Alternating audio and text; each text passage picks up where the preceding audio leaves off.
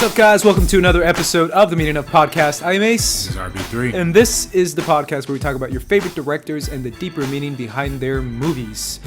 This episode, we're talking about the greatest film franchise of all time, Star Wars, guys. We're going to be talking about what was the creation behind Star Wars with the mind of George Lucas, the OG trilogy, and the prequel trilogy. Maybe a little bit of the new trilogy, but we're going to focus mainly on those two. It depends what RB3 has to say, because he's got hot takes. Yeah, man. He's got hot thoughts. Hot thoughts out here, because we're burning hot. Sunny day in Southern California, man. Right. THOT as well, because we got thoughts. No, we actually don't got thoughts. Or girls, or crushes. Tony Wagner. I just keep calling him out. Bro, he's probably gonna comment. Yeah. You know what? I'm not even reading the comments this episode because I'm such a rebel. Oh shoot. Yeah. It's getting controversial. You sure it's not because we shot this? No, it's because I'm mad at one person in the comment section. I'm just kidding. We actually really do love you guys. We appreciate the comments that you guys send us. Please send us comments. Please. I mean, if you guys are iTunes listeners as well, we appreciate you sending us comments. I think that's a great way to communicate what you feel about each episode or what directors you want to hear about next. We try to do timely directors as much as we can, but we also want to talk about the classics, but also Miyazaki. We want to talk about Miyazaki as well. So we see you, obviously. Yeah, we want to build our range up. You know what I mean? There's a lot. The Ridley Scott episode is gonna be fire, bro. Yeah.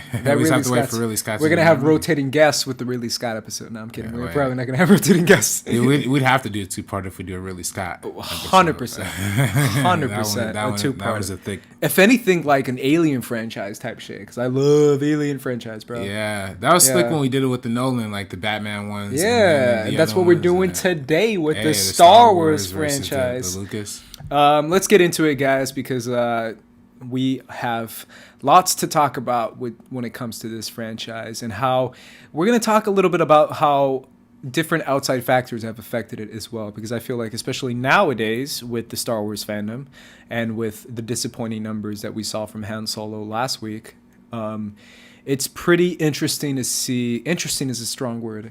It's pretty disappointing to see such discord within the Star Wars community, because I felt like it was a cool community, but there's been so many different ups and downs when it comes to different movies.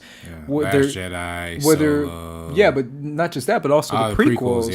And how like the thoughts coming out of the prequels initially were like, this is cool, and then it was like, after prequels, these are dumb. And now it's, you know, after the new trilogy. After the old trilogy. F this, F that. I feel like, what happened, man? Have you guys even watched Star Wars? Have you guys even know what Star Wars is? You know, it's interesting, man, because I feel like this whole like fake Star Wars fan, I saw a lot of that, a few comments on when I was on Movie Talk last week. And I think that's such an interesting term coming from certain people. Fake Star Wars fan. I mean, you know, the whole gatekeeper mentality is super annoying. Like, it's so annoying, man. Especially with Star Wars specifically, because I feel like this whole thought about killing your childhood or killing what your thoughts of a certain movie is pretty interesting, considering how Star Wars has always been something incredibly political, and it's always been political and social commentary on whether what was going on in the past or what was going on in the present. But let's get into that a little bit with the initiation of Star Wars and the mind behind it, which was George Lucas when he created it. When he created Star Wars, he definitely wanted to do a fun kind of space movie that was referencing the serialized stuff that he saw back in the day on TV and stuff, when it comes to the old school black and white films too. But it was also obviously kind of not a ripoff, but a inspired by a Flash Gordon type as well. Right, Flash Gordon, a lot of Akira Kurosawa. You're right, Akira Kurosawa as well. Yeah. I forgot the name of the film that he named, but he named the specific film. Right, there's one specific one that references a lot, and fuck, man, I can't remember the name of it. Yeah. But it was like right after Seven Samurai. I feel like I know which one it is.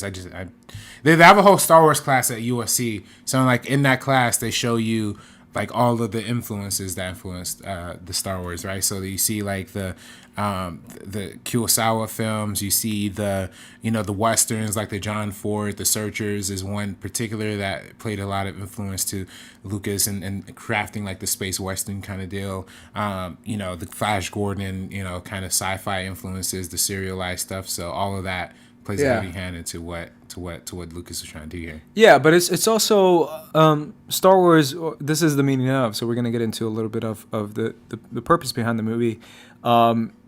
It was also a commentary on kind of the old school, like black and white, but also the whole point of the Empire is that it is an empire. The fact that it is a very imperial mentality of locating planets and kind of colonizing those planets and taking the planet's resources, taking the planet's culture, dictating the planet's culture, dictating the planet's language, kind of implementing their own thoughts, their own philosophy, their own political ideals onto these planets that don't want interference and that don't want the Empire to meddle in their affairs and to kind of take the grade of what they have and downplay what they have as a culture as well, which is very much a commentary on what America was doing, right? And what the Nazis did too back in World War II, which is a direct reference from what it is, but it comes from the nationalism type feel of I'm the best. This is mine. Security. War. I'm the one who has the biggest army. I'm the one who has the biggest power. Therefore, I'm going to use my power and control to influence other people, other markets, other cultures to dictate how I feel and how I feel like things should be run. Right. I mean, I think in particular when we talk about Return of the Jedi, that's definitely one that's more of, that's a commentary on the pro-American nationalism kind of aspect of, a lot of times a lot of people consider it, I think even George Lucas went as far as to call like his Vietnam film, Return of the Jedi at least, because especially with the Ewoks, right? The Ewoks are supposed to represent that, or the battle on Endor. A battle on Endor, right? How that's like his commentary on the Vietnamese on Vietnam War, right? The quote unquote savages, this quote unquote like non-traditional army, right? Like using their terrain, using their resources, using natural resources to fight a bigger technologically advanced army. Right, and winning. You're right, correct. right. So then that's why. I think that plays a big part into when you talk about how it reflects the America imperialism. I think that's where the commentary for that. I definitely think that the original one in particular, New Hope, that's very much a World War II kind of thing, right? Too, right? With the Nazis, with the whole setup of the Stormtroopers and Darth Vader, like these murderous brutes who like go from country to country, just taking over and like destroying planets and destroying worlds, just for the sake of like being power hungry and stuff like that. It's a big, and even and that's what influenced a lot of the fight scenes too, right? Particularly like the space battles and Star Wars. It is a World War II feel. Right. And that comes directly from George Lucas's interest in World War II, right? He was a historian he was a history buff, right? Like he knew a lot about World War II. He cared a lot about World War II, and that's what influenced a lot of like those battles. I think they talk about when we talked about in the last episode with the Brian De Palma documentary and the Steven Spielberg documentaries, they kind of talk about how like when they were screening Star Wars originally, he would cut to like in the middle of the battles before they had the visual effects done, he would just cut to like random World War II footage of like the ships that he would imagine that would later be replaced with the actual visual effects. I do remember that. I haven't seen the documentary, but I did see that footage. That he would cut within World War II footage. He would literally just cut in World War II footage whenever like he didn't have the visual effects for that thing done, but then like that's what he was trying to achieve, and he would show that to his visual effects people. So I mean that's why he cares. So that's why they have a very tactile type feel. Like you talked about the cockpit feel, like that's very much influenced by like the World War II like aesthetic, right? So, and it's also the fascination with aerial combat, right? Right. Because aerial combat was such a big part of World War II. Because aerial combat's like a whole different level. Like for anyone who's in the Air Force too, and it's like You have to worry about angles. You have to worry about people on your tail. You have to worry about, you know, all this kind of stuff that, you know, that he does even in A New Hope when Han and Luke are fighting off the TIE fighters that are chasing them. Right. It comes from that kind of mentality of, like, you know, people in aerial combat dealing with those situations. It comes directly from World War II. Yeah. So that's a huge influence, because he has that fascination of, like, a pilot being able to take down enemies in a much more advantageous field, which is the air, and in this case, space, in Star Wars too. Right. And it's funny because a lot of people make fun of the science of Star Wars and how that makes no sense. Right. And in the explosions and gravity and all that type of stuff that happens in Star Wars. But it is very much a fascination with that World War II mentality. And you're right about the Stormtroopers, going back to that. It's also the uniform of the Stormtroopers, right? And how they're all very much black, white, gray uniform, especially the admirals in the movies, because they're wearing very, very, very, very Nazi type outfits, because they have that tight uniform. They have the little hats. It looks super Nazi. Right. And that's very much the purpose of it too. But it's also the colors of it too, because I feel like color plays a huge part, especially with A New Hope, with the white, with the gray, and obviously Darth Vader wearing the all black. Talk a little bit about how color plays a role, because I feel like color, specifically with the white Stormtroopers, signifies how they view themselves as purity and how they view themselves as pure. It also goes back to how the Peacekeepers in Hunger Games wear all white as well. Oh shit! That's the 7th Hunger Game reference. What y'all gonna do? Yeah, put that in there. But how the Peacekeepers in Hunger Games wear all white as well, to signify how they're pure and how they keep the peace, and how everything they're doing is for a purpose, and it's for kind of the proper way of doing things, and we have to keep ourselves pure and rid of the wrongness and the dirtiness of our previous mistakes and our previous sins, is how the Peacekeepers why they use the white. But how the Stormtroopers use it as well is also that kind of uniform mentality of, like, they're all, you know, all white for a purpose, and how they view themselves as the correct way of doing things, as the pure way of doing things, as the Empire state of mind kind of thing, where everyone is in this hive mind mentality of the correct and proper and right way of doing a certain thing is what the emperor dictates. And that, you know, verbalizes that with the white uniform. Right. And I think that's the biggest aspect of, like, why they are so an efficiently menacing villain, right? Because, you know, or not villain, but like a threat to, like, these heroes, because they feel all unified. They feel like one force that are, like, acting like soldiers, you know. That's what the whole idea of uniforms and the military is, right? To act as a united front. And that's why they all have, like, the same kind of monochromatic, is that the right term? But I don't know if it's monochromatic because they're white, but whatever, like the whole uniform, like the one white, you know, lingering presence, because it represents the control, the power, the reflection of, like, how they see themselves as, like, these clean operative, like, soldiers who are operating at the sake of the galaxy, of the Empire, this controlling force, this authoritarian force, you know, like that. So it's the mindset too, right? Yeah, it's like these guys are all in the same mindset. Right. Like they're gonna attack us with the same mind, because they're fighting for their cause, which is their god, which is the Emperor, which is basically their god in the entire process of it too. Right. It also goes back to what the signification of that white color, references of that too, but it's also the grays too, because I feel like it's specifically, I feel like the you know, with Tarkin and with the other admirals that kind of join him, it signifies specifically off the uniform mentality for the Nazis too, but also I think when he comes with the black with Darth Vader, it's very much just an old school dark knight, dark cowboy, black hat cowboy type of mentality, where he's like the old school, I'm just here to tear shit up, I'm just evil kind of thing too. Do you feel that way too? No, definitely. I think that's the biggest. I mean, that's why I mean, that's why he's all colored out. It's that again, we talk about the menacing force with like the white, the spread out that stands out amongst the crowd. I think that's why the white there is there too, because they stand out amongst like the savagery, the dirty like universe that's there. But then it's also the black is to show like this heartless, cold, soulless being who is just willing to like kill and snap somebody's neck or like choke somebody out.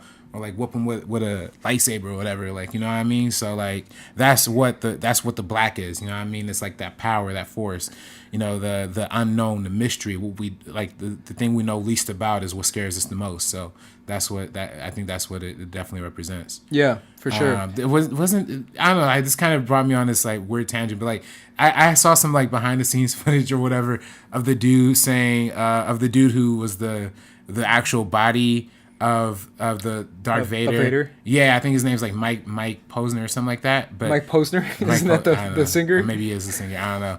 Yeah, I think that is the singer. But it's some shit. I forgot the guy. What song did he do, man? What song is that he? What, Mike Posner? Yeah, Posner. Yeah. Is it Cooler Than Me? Cooler than Cooler Than Me. That song is shit. That shit, oh man, that shit was not baller. The shit. Shit. That song was baller back in like 2008. I hate that song. 2008. Anyway, that song. Back to the guy. I can't remember the guy who played Vader or whatever. But pretty sure it was Mike Posner. Yeah, something like that. But the dude said in some interview, like he's obviously very salty about like not getting to be the voice of Darth Vader too. He was like, oh yeah, I think Lucas was really going for this big threatening black voice with this black man playing this black character. Yeah, I think the problem was, as you obviously realise, I have a West Country accent. Oh, I wouldn't say that. very slight, very slight. And I don't think they could do Darth Vader with an English accent. That was the big problem. And also, you see, the character being a big black character that he is, I think George really wanted an obvious black voice, and they got James Earl Jones in to do it. And to me, that is a very obvious Negro voice.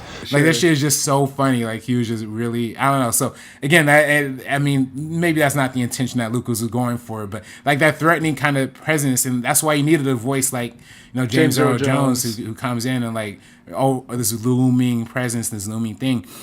And you know, we talked about sound design in the last episode. The whole like breathing, the hopper. Well, I used to call it as a kid the hopper. Hopper. I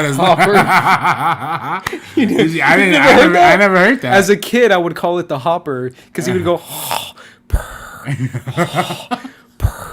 like that was how he breathed. So I was like, oh, cool.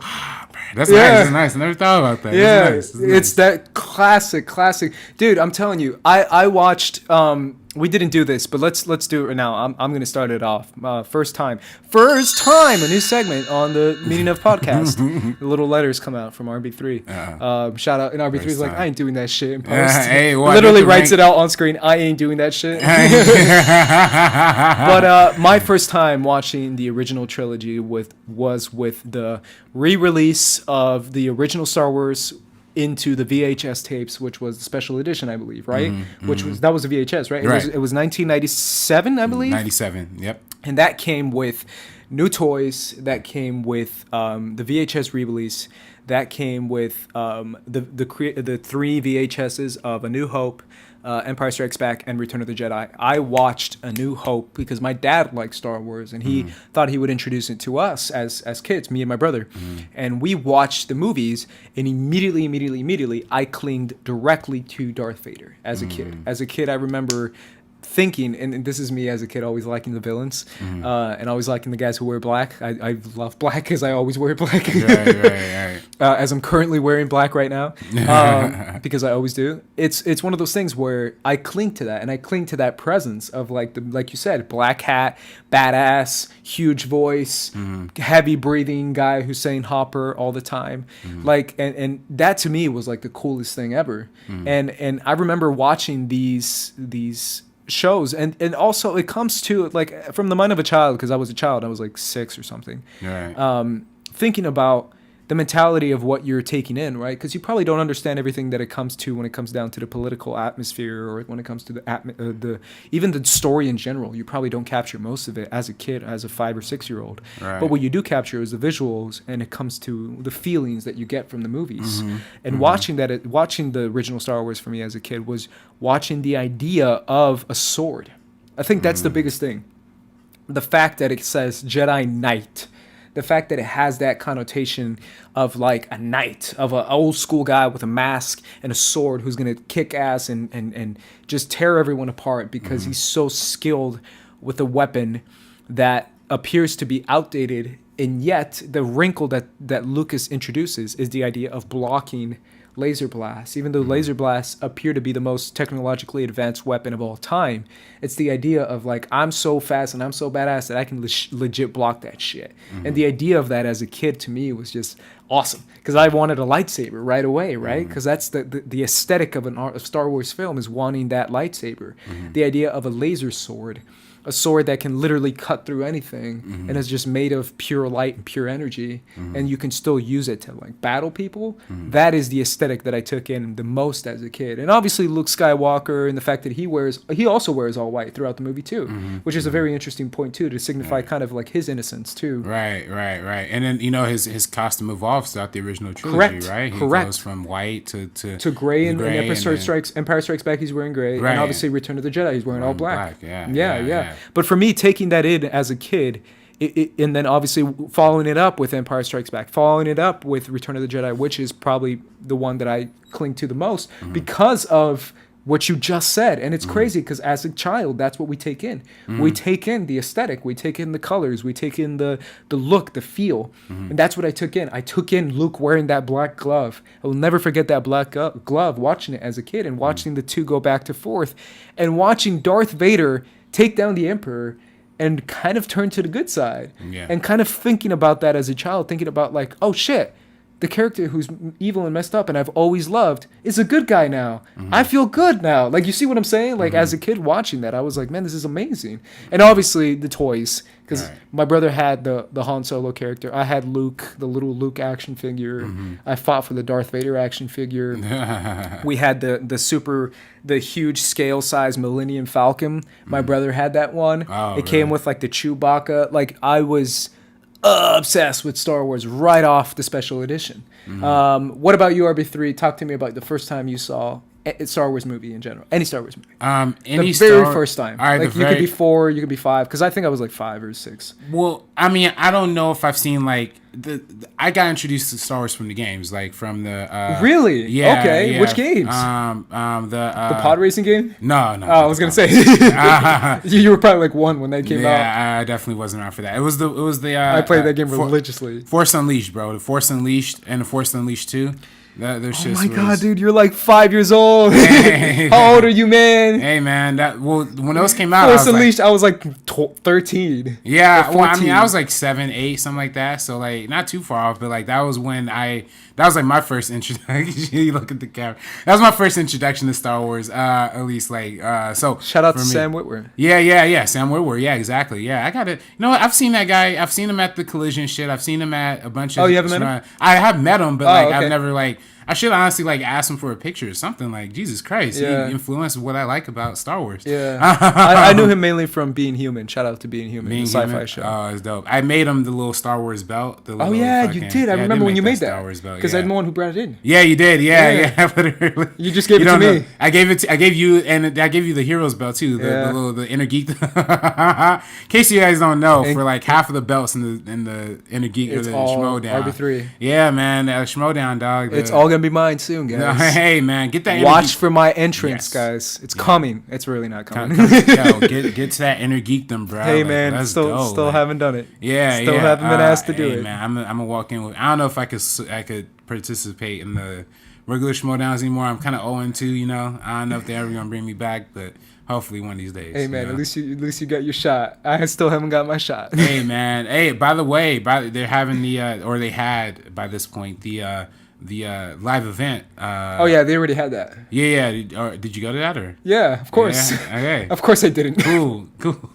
I don't go to anything Schmodown related. Schmodown, man. I don't, because I'm good. yeah. I'm usually at home just like editing, like trying to get the graphics. Yeah, no, honestly, I didn't go to that. Sorry, guys, I didn't meet you guys. Yeah. By the way, I'm sorry, y'all. If you ever watch the Schmodown and you see like the graphics, like a wrong statistic, just know that's me, and it's an accident. Accidents happen, guys. It's unacceptable, guys. Yeah. Either way, back to the Force Unleashed. Force Unleashed. Yeah, that was my shit, man. So I had that. That was your introduction to Star Wars. You didn't see any other movie before that? Nah, you didn't see the prequels? Because the prequels were before that. Yeah, I mean, I didn't care about the prequels. Like when I was a little kid, my cousin did. My cousin was big on prequels.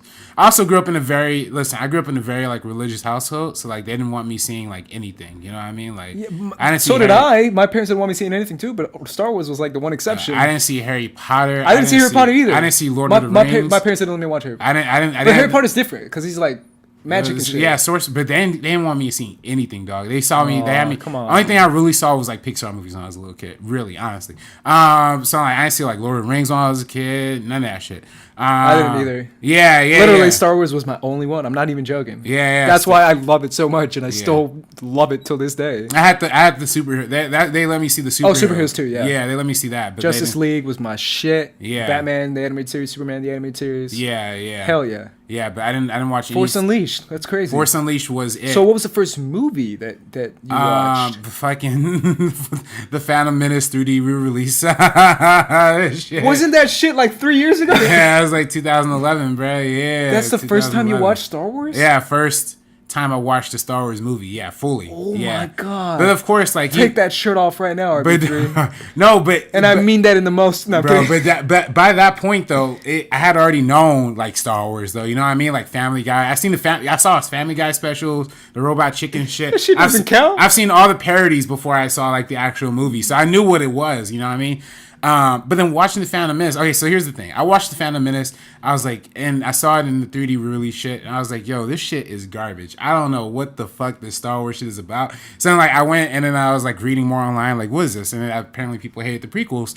So then, like, I went back and watched. They used to show them on Spike TV a lot. The original. That's right. They always show them on Spike. Yeah. Shout out to Spike TV. Yeah, Spike TV. So I went home and then I found them on Spike TV. I recorded them on a little DVR TiVo shit, and then like watched them that way. So then from that point on, I was like, oh, okay, I get these are awesome. Like these are really fun. Okay, so fucking movies. The original trilogy. The original trilogy was what brought me in, and then I went back and watched Attack of the Clones and Revenge of the Sith after that, and then caught up on the new trilogy. Yeah, dude, I forget how young you are. That's wild. Yeah, well, dude, I mean, I also like. It wasn't like I was in like I knew some of the Star Wars stuff. Like I did, like my best friend and my cousin both used to watch Clone Wars. So I would just literally watch like random episodes of Clone Wars like every now and then. Clone Wars is amazing. Yeah. I'm obsessed. I still love Clone Wars. I watched that stuff like when it was coming out, like current, when it was airtime, and when it was confusing as hell because it would tell you like what's going on, and it was all like freaking so confusing, and I still loved it. Then some of it like non-chronological. It was non-chronological, so that's why I was always confused, and I loved it. I was like, I'm confused.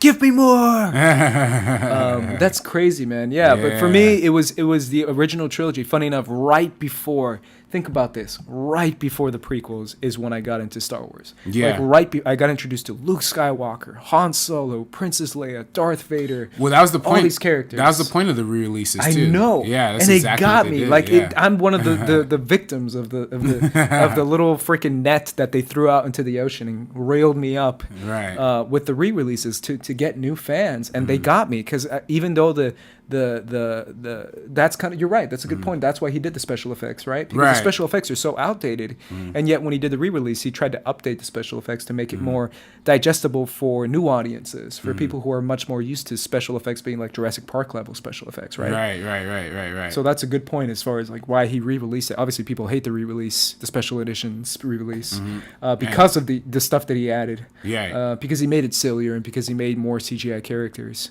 But he got me, and he reeled me right back in, and I bought all the toys. I got the lightsaber. I got freaking like, I loved Obi-Wan Kenobi. I loved Darth Vader. Like I played with the action figures. We got the toys.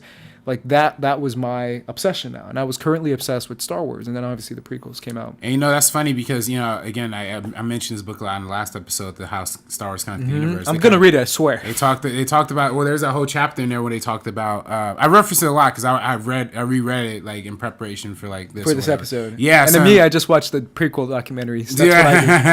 Like behind the scenes stuff. Yeah. I didn't, I gotta watch, see the prequels are the thing I'm like the lightest on. So like the prequels are the thing I'm the heavest on. Okay, so we're gonna get into it. We have a balanced thing here, but it's so interesting how they're kind of talking about the context of like the Star Wars fandom, like before the re-releases, right? Because everything was just kind of, they were just random novels and books and comics that were coming out. Yeah. And sometimes little shows. And right. Yeah. But the Star Wars fandom was kind of dying out, like literally like fading into obscurity. Son Lucas brought out the re-releases to kind of reinvigorate it, and plus announced the prequels with that too. And it got the whole world hyped. Like I don't know, like the best, I guess the best comparable example is like pre-Force Awakens, right? Or how with you, like okay, so you were young, like how were you hyped for like these prequel, like was that like the biggest talk of like the Arizona it was Texas playground, Texas Texas playgrounds, like was that dude so we were gonna see how Darth Vader got burned.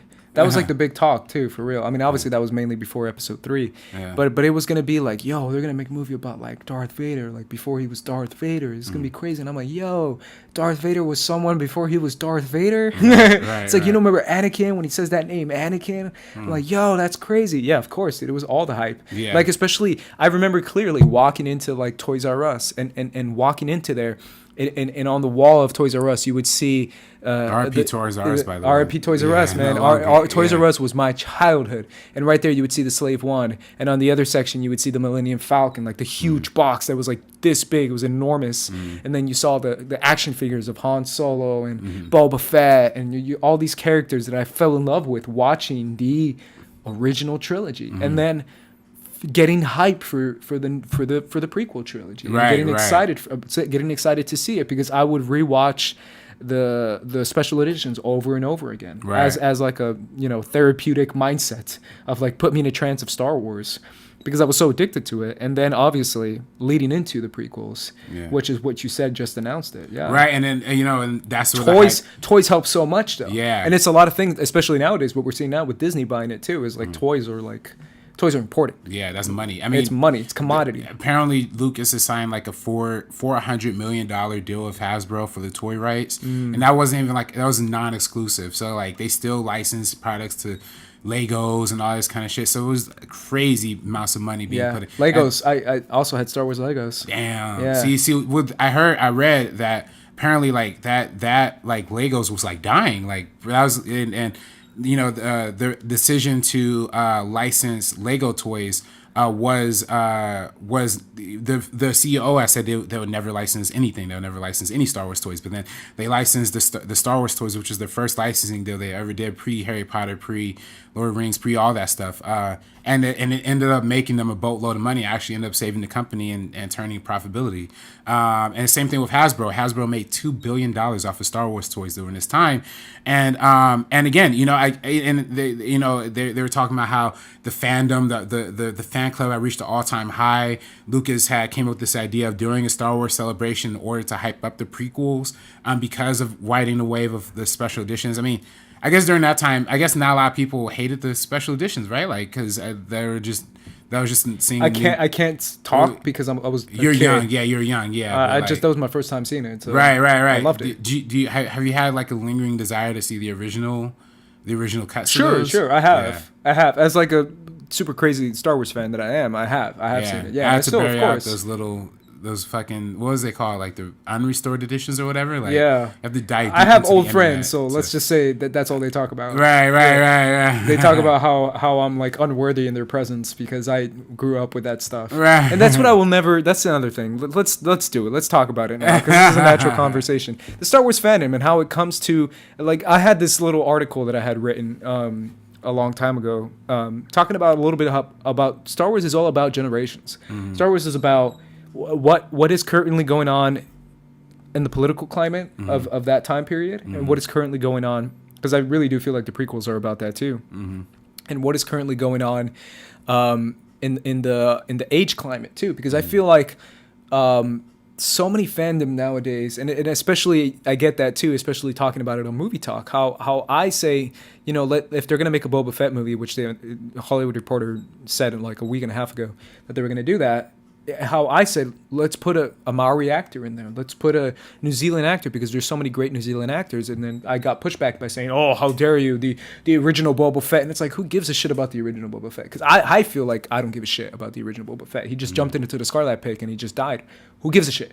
I give a shit about the Attack of the Clones Jango Fett and how he connects into that. So that's my perspective, right? And how everything in the Star Wars fandom is connected to what generations you grew up with, right? So when I talk to 36-year-olds who are slightly older than me, because I'm not that far behind when it comes to age, people talk to me, it's like, oh, special edition, oh, how dare you, oh, the prequels, oh, those are terrible. And it's me. For me, I'm like, that's what I grew up with, man. Yeah. You grew up with your shit and you love that shit. I grew up with my shit and I love my shit. Like, back off kind of thing is kind of my mentality behind it, because I feel like it's like, you're not better than me because you grew up in a different generation than me. You're not. Like, you think you are, but you're not. You know what I'm saying? It's like this mentality of like, I'm older, I'm wiser. It's like, nah, man, you're like 6 or 7 years older than me and you're definitely not wiser than me. So stop acting like you are just because you grew up with the original trilogy where nothing was changed. Right. Like, for me, it's like, no, I grew up with mine and I feel like mine is still pretty cool too.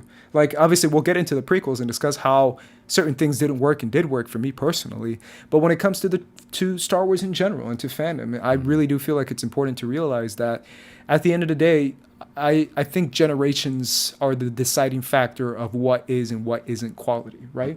There's so many people nowadays that I see, even on my Instagram and on my Twitter, of younger kids, 14, 13-year-olds, really clinging to Rey and Kylo Ren. As much shit as people talk about Rey and Kylo Ren, I feel like they're the best part of the new trilogy.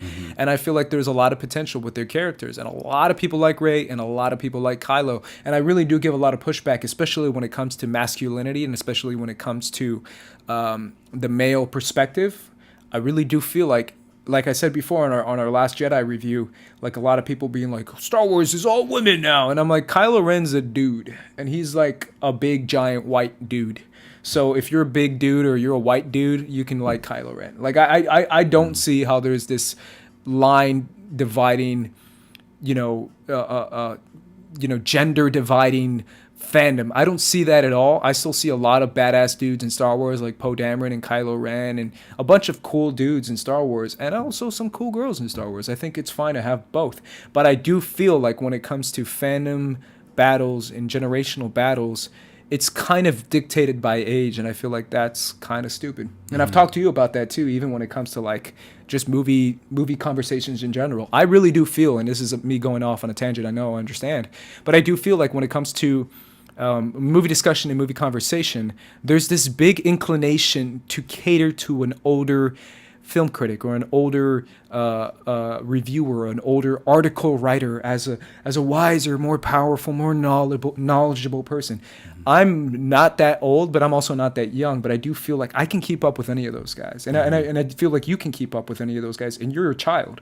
So when you use a child, so for me, I'm 21 next week, y'all. You're a child, basically. So for me, that's I feel like that there's so much stuff when it comes to Hollywood and age where I am 43 years old, therefore I am old and wise, and it's like, no, you're a 43-year-old nerd who should get a life and let me do what your job is. Right. Like, yeah, for me, it's like everyone kind of caters to that, and it's like he's an old person who is wise, and I'm like, no, he's not. I mean, he's seen as many movies as I've seen, maybe more. Sure, it doesn't matter. I'm younger. I can watch other movies there. I have a different perspective than you do. I have a different generational perspective than you. I'm just as knowledgeable as you are. I went to just as good a school as you did, and I can write just as well as you write. Like, there's this weird kind of mentality of superiority when it comes to older generations that I feel has to die out, and I want to be the one to spark that shit. But I feel like that's so key when it comes to Star Wars, man. Like, really, that's really key when it comes to, like, I was there when the original trilogy came out, therefore I stand above you, little generational young kid. And I'm like, no, I don't care if you're 50, bro. Like, I don't give a shit. Like, you're not a bigger Star Wars fan than me because you saw Alec Guinness the first time, or like, I don't know. That's just, to me, Star Wars fandom has to understand that. Right. I mean, it's always been that whole like gatekeeper, like, kind of thing too. I mean, but when it comes to age, it bothers me. It's like, I was there, and it's like, who gives a shit if you were there? Right. I don't care. Right. No, I mean that's what fandom is, dog. It's like justifying how much of a bigger fan you are. Like, and I feel like that's really toxic, and I feel like that's definitely why you see a lot of people of color and a lot of women like being discriminated against in this community because they're not, because you know the old white man is telling us what they believe is their true and how much better they understand it. We talked about it as a whole, how Star Wars is starting to branch out into more of a diverse perspective, and yet at the end of the day, and I talked to you about this, and you were the one who brought this up, and I always go back to this when people bring this up, is at the end of the day, this new trilogy that everyone's talking about how diverse it is, they still got 2 white leads leading the charge. They still got a white brunette lady. Shout out to Rey, but she's a white brunette lady leading the charge, and they got a white angry white dude leading the charge. So all directed by white guys too, by the way. It's all directed by white guys. So shout out to white people, because you guys are still king of Star Wars. Y'all still winning. Hey, by the way, real. I feel like every week they announce and it's cool. I like white people, and I think you guys I love white people. I think you guys have Star Wars. You really do. Like, think about it. Your 2 main characters are white leads. You guys have it. And all directed by white dudes. Come on, you guys have it. Don't be mad. They announce. Don't get salty. I feel like every week they announce a new Star Wars movie, and it's directed by another white guy. Yeah, and you're like, shout out to white people. There you go. Boba Fett, James Mangold. Right, there you go. Right. I don't know. So for me, it's like, I mean, come on, let's chill out a little bit. I think people who get offended by that are slightly racist, if not completely racist. Because at the end of the day, man, it's like, if you're getting mad about Finn. Come on, bro. Finn doesn't do shit. Like, come on. Like, at the end of the day, he was mishandled in Last Jedi. He was really mishandled in the Last Jedi. Yeah. He doesn't do jack shit. Yeah. Come on, man. Yeah. At the end of the day, Kylo is like the main character. Yeah. Complaining for somebody being black just because they're black, that's offensive and that's racist, definitely. I do also think, though, there is a certain extent of like, I don't know how much we were allowed to complain about Rose. Like how, I don't know if I think Rose is a terrible character, but I also feel bad for complaining about the one Asian girl that we get in Star Wars, I think placement is important. I think it's not just key in order of casting, but I think it's key in order of like defining a cast member that's going to be important, right? Because you're not going to give if you're not going to give a certain role into a cast member and cast them as a diverse cast, whether it be Asian, whether it be black, whether it be Latino, you have to give them a purpose. You can't just be like, yo, look, it's an Asian girl. Or yo, look, it's a black guy. Yo, look, it's a Latino guy. Like, you have to give them a role. You have to give them a purpose. So at the end of the day, like I posted on Twitter last week about Diego Luna.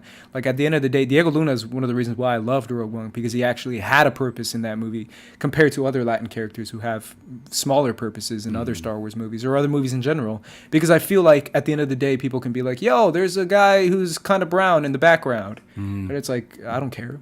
Right. He doesn't do shit. Why would I care? You know what I'm saying? Like, give me a purpose, give me a role, give me a leading role, and then we'll see how diverse Star Wars is. Like, we talked about that with Solo too. How at the end of the day, Lucasfilm is like, yeah, we're branching out. Let's make another movie about a white guy. Right. And everyone's mad. Ugh, Star Wars pushing diversity. It's a white guy.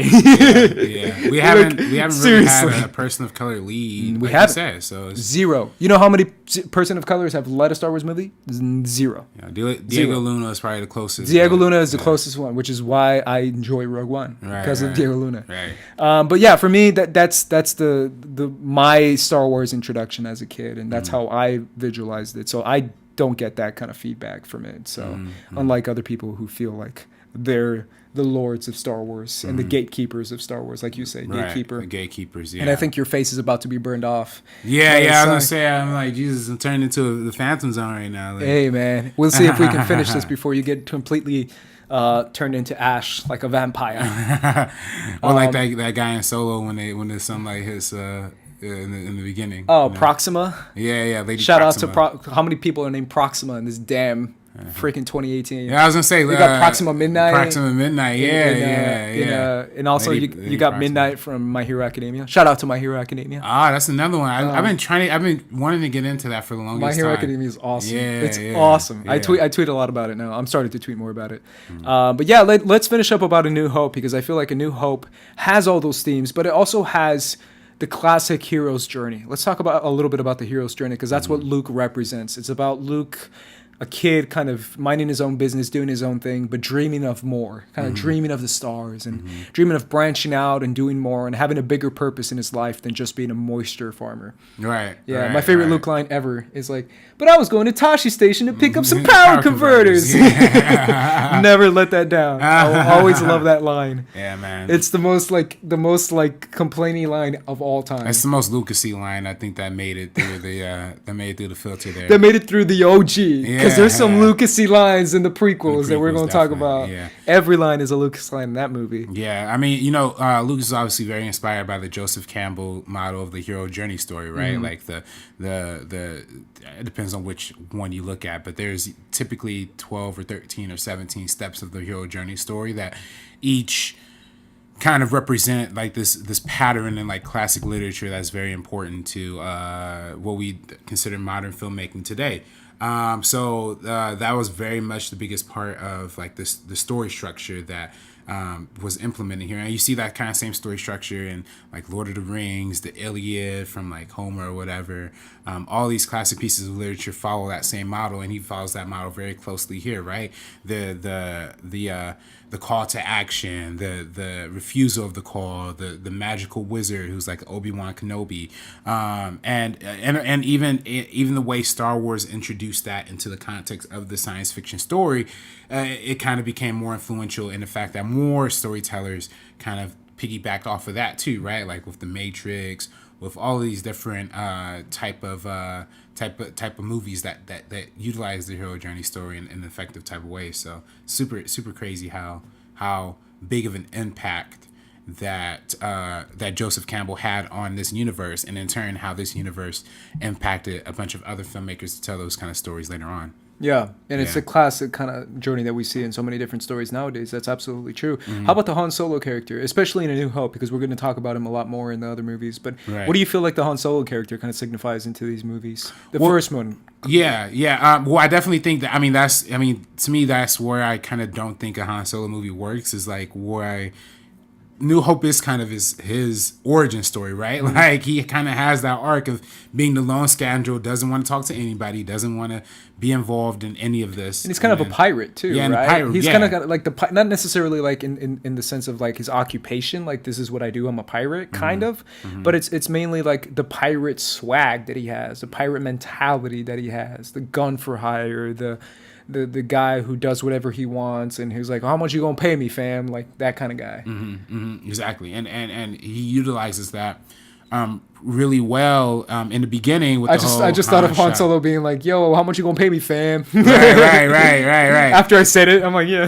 that'd be funny if he played like this kind of gangster thing. But that's so funny that like he when we first meet him, like you said, with the Greedo. And is that Greedo? It's Greedo. Yeah, Greedo and the whole Han. But the fact that he's got like even little details, the fact that he's got his legs up on the table too. He's got the legs up on the table, bro. Like that, the disrespect, bro. Right. Like you know what I'm saying? Right. You see what I'm saying? Right, like the level of disrespect, man. Like he's just like, I don't give a shit, bro. I'm gonna shoot you under the table. Like I'm like not just a gangster, but I'm a kind of gangster who shoots you in the balls, bro. Yeah. Like yo, shit. This guy shows no respect. Yeah. Definitely. So I think that's an important part of it too, right? Is like how he kind of grows from being that kind of selfish, jerkish kind of asshole, and then kind of grows into joining this rebellion. But grows into it slowly, because even in the halfway through the movie, when Han wants to peace out, dude, because rewatching A New Hope, I remember that when he wants to peace the F out, like he's done. He's like, bro, this shit's whack. You're making me do way more than you paid me for. Like, I'm done. And he's like, whoa, wait. If we save the princess, you know what she's got? She's a princess. She's got cash money, bro. And then Han Solo goes, you said more money, though? And he's like, yeah. If you save the princess, bro, think about how much riches she's got, man. And he's like, yeah, okay, I'll stay, Luke. I'll stay. All right, let's do it. You see what I'm saying? Like, the way he entices him is for more money. Like, that's how level of scoundrel he is. Is the fact that it isn't even the good thing that he wants to do. He's like, it's not because he's got a good heart. It's because he's going to make more money. Right. Exactly. And I think that's why that's so powerful and potent. And when he ultimately does end up making the decision to come back at the end and save the day, that's why that matters so much, because we saw him transforming into being the guy who doesn't care to the guy that does care. Yeah. And this is nice that he has that, like all three of the principal cast, like Luke, Leia, and Han, all kind of have their individual arcs too. Because when we meet Leia, I was just gonna say, if you want to jump to Leia, go for it. Yeah, I mean, she literally she's kidnapped, has her entire planet destroyed, and that shit's dark too. Yeah. It's like, yo, a planet though? Not even like a family member, a planet. Yeah, an entire planet. She's a princess. By the way, if she's a princess of a planet that's dead, isn't she like the de facto like queen or some shit? Or is she leader of anything now? Like, I don't know. Well, they make her leader of the rebellion. Or of the rebellion, yeah. Like in Empire Strikes Back, she's literally the one giving orders. She's literally the one going like, you go here, you go there, and it's like, yo, shit, she's calling the shots. Yeah. So there you go. Yeah. So that's where ultimately I think that's her journey is growing out of that and it's also overcoming that and becoming. Yeah, go ahead. No, I'm sorry. I always interrupt. I apologize. Good. No, it's good. It's also her like learning to be less British at the beginning. She's so British. Yeah, she's very British. And then she goes so slow, loses it. Yeah. And she just completely abandons it by the time the end is over. Yeah. So I don't know where they shot this movie in UK too. So that's why. Right. Yeah, that's probably why she was picking up a lot. Yeah. Of the British accents, but yeah, I don't know. It's just so funny. So Star Wars overall, it just means so much to like a lot of people in the fact that it encompasses a lot of the themes of maturity, right? Growing up and leaving your childhood and going on this adventure as an adult, right? And interacting with all of these people who reflect the same kind of struggles and stuff that you're going through too. So. Yeah. You're right. It is like a very quick wake up call when your aunt and uncle are burnt alive. Yeah. That's pretty graphic. That's pretty dark. When they show the skeletons, I'm like, oh, you're like, yo, that's kind of fucked up. Yeah. But yeah, very much so. And it also is about obviously droid people and how R2D2 and C3PO. Yeah, they're people too. They're people too. Yeah. Shout out to L337. L337.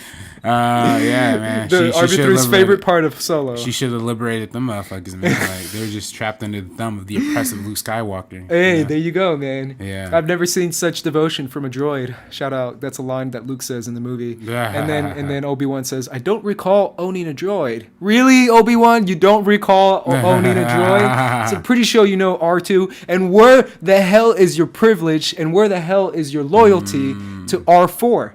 R4, man. Ooh, R4. R4, bro. I haven't heard from that. I know. Yeah, I'm a prequel fan, so for me, R4 is like, bro, R4 just got his head cut off, and he goes, oh dear, in episode 3. I just rewatched that once. That was the last one I saw, so that's why it's fresh in my mind. Yeah, they don't care but come about on, the droids, man. Bro. Come on. R4. No, Obi-Wan doesn't care about the droids. Other people do, like Lando, apparently. Let's jump into Empire Strikes Back. So Empire Strikes Back to me is obviously it's following up the big Star Wars fandom, which essentially was one of the biggest blockbusters of that time, and how everyone watched that movie. Like legit, everyone was watching that movie and rewatching that movie. They were so blown away by it, and the fact that following it up is like such a big task, and to do it, they did it in a very subversive kind of way, right? Where they literally kind of turned everything upside down and put the heroes in a scenario where they're probably going to lose, and they kind of do lose, right? And especially Luke, right? Because Luke is going into a scenario where he wants to train to be a Jedi, and he's trying to prove himself as much as he can to train to be a Jedi, essentially, especially to Yoda, because the whole movie is him trying to prove to Yoda that he can be a Jedi. And Yoda being like, no, you can't, because you're too old, or you're too angry, and you're too impulsive, and you're not ready to be a Jedi, because a Jedi has to be more than that. So it's that hero's journey going into Luke's training and going into learning what it means to be a Jedi, and also the philosophy of Yoda, which is very much like do or do not, and how like you have to take a bigger step into your mentality, and you have to learn to live in the moment and not in the future. When he goes off to like, I have to stop this, and it's like, you stop this by learning your skills now and then going to stop it, because if you go now, you're not going to learn basically what it is. And also, even when he says, when Yoda lifts the X-Wing out of the swamp, and Yoda says, not Yoda, Luke says, I don't believe it. And he's like, yeah, that's your problem. You don't believe it. You don't believe. And that's why you can't be a Jedi. Because that's kind of like Yoda's like clapback to Luke. Right. He drops his staff. He's like, "Yeah, boy," and drops it. But that's his like clapback, is the fact that Luke is not willing to like expand his mind in order to believe the immense power of the Force and how it's literally everywhere and everything, and it's not just lifting rocks like Rey says and like Luke says in the movie too. It's like lifting rocks is one thing, but that's too much. And he's like, well, no, open your mind, bro. Like you can do a lot more. Right. Your third eye, bro. No, I'm playing. It goes into different things. Whereas like the rest of the movie is dealing with Han and Leia, and Han's kind of a dick in this movie too, bro. Like I've rewatched Empire Strikes Back too, and it's one of those things where it's like the entire movie Han Solo is like kind of a little too hard with Leia, you know, like grabbing her hand and like holding her, and like Leia's like, let me go, and he's like, no, I'm not gonna let you go, and it's like, yo, hashtag me too. And it's like, yo, this doesn't hold up, yo, 1981. 1981. Is that when the movie came out? I think 1980 or 1981. 80, probably 80. One of those, yeah. But it's like that's his whole arc throughout the movie, and obviously it goes into Lando and how Lando betrays him at the end, and how he didn't expect that. But the brother stabbed him in the back. The brother stabbed him in the back. Yeah. That's right, yeah. But it's also the fact of like Luke going face to face with Darth Vader and realizing that he's not there, and subverting the expectations of like the hero's arc as far as like, you killed my father. Now, what is it? Inigo Montoya's? Prepare to die. Yeah. And for him, it's like, no, I am your father. It's like, oh shit. Yeah. So how does this work now? One of the heaviest plot twists, probably in all time, cinema, man. Honestly, but it's that subversion as far as like he's going to get revenge, like Inigo Montoya, and it turns out like no, that is his daddy, and it's like, oh shit, that's his dad. Like, is he lying? Is he what? And it's like, no, that's his father. So how do you deal with the fact that the person that you've made your whole life to murder is your dad, right? And the whole movie is essentially that in a nutshell. It's about subversion. It's about realizing that the hero is probably not as cool as he thinks he is, or the villain is probably not as evil as you think he is, or all these kind of subversions of expectations that Star Wars kind of placed beforehand. It's kind of knocking them down like pins. I don't know if you see it that way. Right. No, exactly. And I mean that plays a big part into what makes the Empire Strikes Back one of the more compelling Star Wars journeys, right? Because you split up the characters, you send them on their individual journeys, and you come to learn and grow. Like each character has their own kind of level of maturity that they have to evolve into, right? Like we have to see Han Solo be confronted with death and what that looks like, right? Or being frozen in carbonite, at least not necessarily killing them, but like frozen in carbonite. You know, we see everybody coming to grasp with failure and with growth, and with how failing allows these people to grow, right? Like at the end of the day, both of the everybody fails. Like at the end of this movie, Luke Luke obviously he doesn't even finish his training. Really, he just goes off and like does jumps into action with Vader and loses his hand and everything, and learns that Vader's his father, and then of course like Han and Leia lose because Han's frozen in carbonite. Han is frozen, they barely make it out alive, and taken to Jabba too. Taken to Jabba, so he's done basically. Yeah, exactly. So I think that's probably the biggest thing, and I mean that's where. I mean, we could kind of, I guess when we talk about the original trilogy, we could even kind of mix in the newer stuff too, right? I mean, because that's kind of what the whole idea of The Last Jedi is too, right? Like failure, like all these multiple planets just failing left and right. And really, you look at these, you look at the old trilogy, you look at the new trilogy. I know people say, oh, they're not a lot of people say they're the same thing, but they kind of are. Like beat for beat, they're essentially the same kind of stories. Like at the end of the day, particularly, Force Awakens and A New Hope are very similar, but even Last Jedi and Empire are very similar in a lot of the same ways too, that, we just aren't, are a little less obvious than the Force Awakens, I feel like. But the whole idea of failure, the whole idea of people losing out and barely escaping by the edge at the end of it is something that resonates a lot with these new films, and also like trying to remedy that fact too at the end of the movie, right? Because the whole point of the end of the movie is to like, let's fix what we just broke, right? and trying to fix what you just broke is a part of life, kind of thing. Right. And it's right, a part right. of a process, and it's a part of, I guess in this case, war, right? Right. It's part of war. Like you make a mistake, you learn from it, and then you try to fix it in the next one. And the next one is Return of the Jedi. right. But that's kind of the whole point of The Empire Strikes Back, is showing how things that are broken can be fixed. And even, you're right, even in The Last Jedi, because it literally has Luke's broken lightsaber. Yeah. Well, I mean, all of The Last Jedi I feel like is kind of beat for beat. The training. I wouldn't say beat. Well, you're right. The training. Well, I'd say beat for beat. Yeah. Like, pretty much. I mean, I don't. Because what happens in Empire Strikes Back? I mean, they. You're right. That is a good point, because then Benicio del Toro is kind of Lando. He's Lando, exactly. Casino Bite is Cloud City. Yeah. The whole. I mean, they flip it a little bit. They put the Hoth thing, the Hoth imagery from the beginning of the movie. They kind of, or even the Battle of Hoth, right? Like the Battle of Hoth, the same kind of, except it's salt, not snow, but it's still the same thing with the AT-ATs too. Yeah, so. my favorite line in The Last Jedi.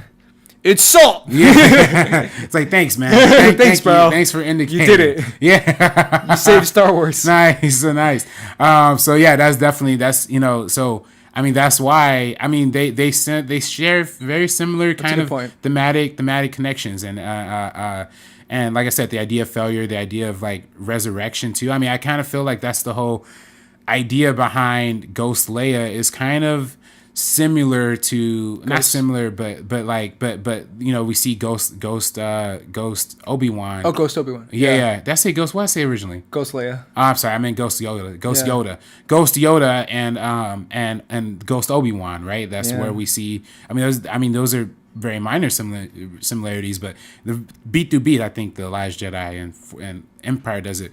I think the difference with Empire and Last Jedi is like what. It's like the quality of those subversions, right? Like, in The Last Jedi, a lot of this stuff just kind of feels out of nowhere, and to be assumed, like, and I think that's where the film kind of loses it. Whereas I feel like Empire understands the stakes, understands the mythology, and kind of streamlines it down. Because I think that's where the main difference is. Where I feel like in The Last Jedi, for a lot of it, there's 3 different storylines, right? There's the Finn and Rose, and then there's Poe and Holden, and Luke and Holdo, right? Holdo, yeah, Holdo, and Luke and Rey. That's 3 storylines, and Luke, Rey, and Kylo-ish. Yeah. But then, really, you watch Empire Strikes Back, it's really just 2 storylines, right? Like Han and Leia and Luke and Yoda. So like that's where I think that they got a little muddled. Kind of 3 with Vader looking for Luke. Yeah. Kind of. But yeah, you're right. Mainly 2. Yeah. But you get to understand these people a lot more. Whereas I feel like The Last Jedi, I really didn't get to understand anybody. Yeah. Really all that much well, more. Specifically besides Rey, I think. I think Finn and specifically Finn and Rose. Yeah. Finn and Rose. My opinion, guys. Yeah. I feel like we did get pretty good with not necessarily Luke, but with Rey, I think we got a lot more, and I think with Kylo, we definitely got way more. Yeah, in my opinion. Well, we learned a lot more about Luke's past before the whole 30-year gap. Sure, we learned a lot about that, and I think that's important.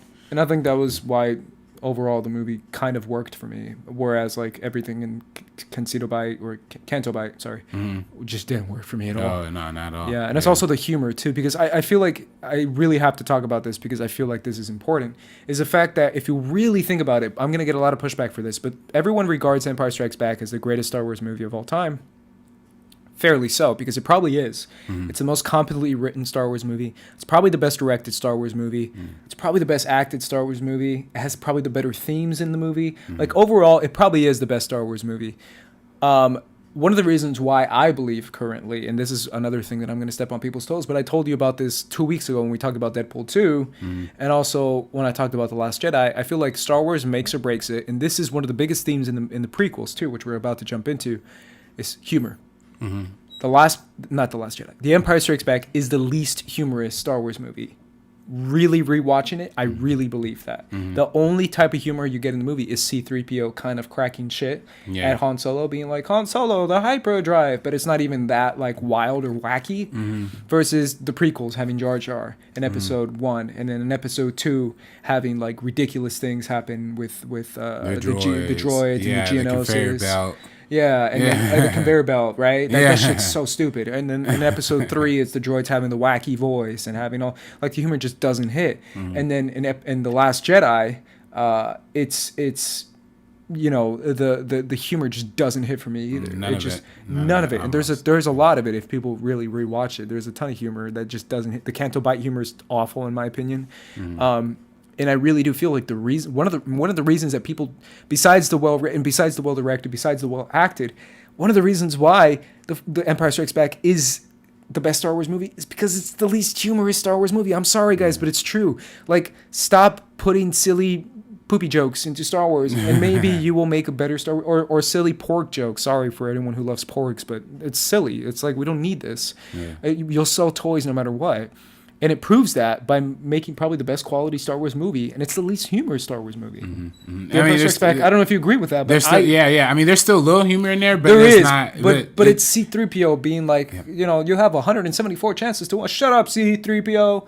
Like, that's kind of it. It takes itself very seriously. And yeah, I think that's and then obviously C-3PO getting split apart, and that's the only humor in the movie. Like, I just rewatched it like a couple days ago, so for me, I'm like, that's kind of why it works. Right. It's because you're taking your shit seriously. Right. You're doing your shit. Versus like stuff like The Last Jedi with like this guy putting coins into BB-8, and I'm like, why?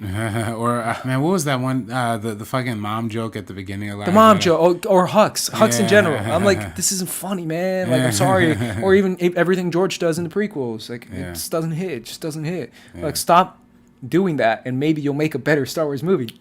Yeah. Sorry, I just feel that way. Because I feel like humor is so subjective that it can make or break a movie. I don't know. The Empire Strikes Back to me works on so many levels, but that's another reason why a lot of people, I feel like a lot of people don't talk about that. That it hardly has any humor. Right. I mean, the material is so serious. And, you know, I think that's, you know, we talked about how the first one was kind of like an analogy for World War II. I think this one's more of a commentary on the Cold War, right? There's like not a lot of action, but it's a lot of blockading. It's a lot of like threatening. I'm going to shoot you if you shoot first. Like, who's gonna, you know what I mean? Like that how the whole Empire and Rebellion war kind of sparks is this, or battle kind of sparks is mainly because it's like I don't know, just the way the imagery is like the surrounding kind of towering presence over like this small like rebellion force, like trying to, you know, trying to defend their blockage. I mean, that's really what like the kind of, that's like if the Cold War really did explode into something more than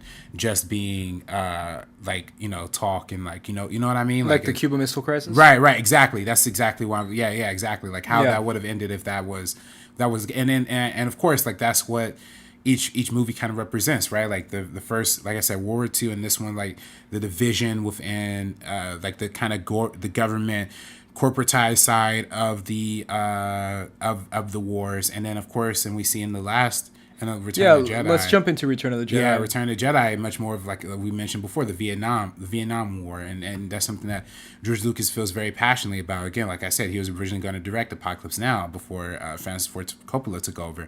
So he's, you know, Vietnam is something that very much affected George Lucas and his perspective on like life and stuff like that. So it's just fascinating how they're called Star Wars for that reason. Like they're supposed to evoke the feeling of wars, of actual wars. Correct. Yeah, just in space. You know, so it's the idea of like the Ewoks representing the Vietnamese, like you just said, in their own territory, and how the Stormtroopers represent the bigger, technologically advanced army going into that environment for sure. But it also deals with the duality of Luke Skywalker and how he's two sides of the same coin kind of thing, and how, you know, the idea of like a Dark Knight thing where it's like one push kind of brings him into the dark side versus not, you know, gravity. The whole idea, the whole speech that Joker gives to Batman at the end of The Dark Knight, where it's like all it takes is a little push for insanity or whatever, madness, because madness is like gravity, and that's the same idea of like the coin of Harvey Dent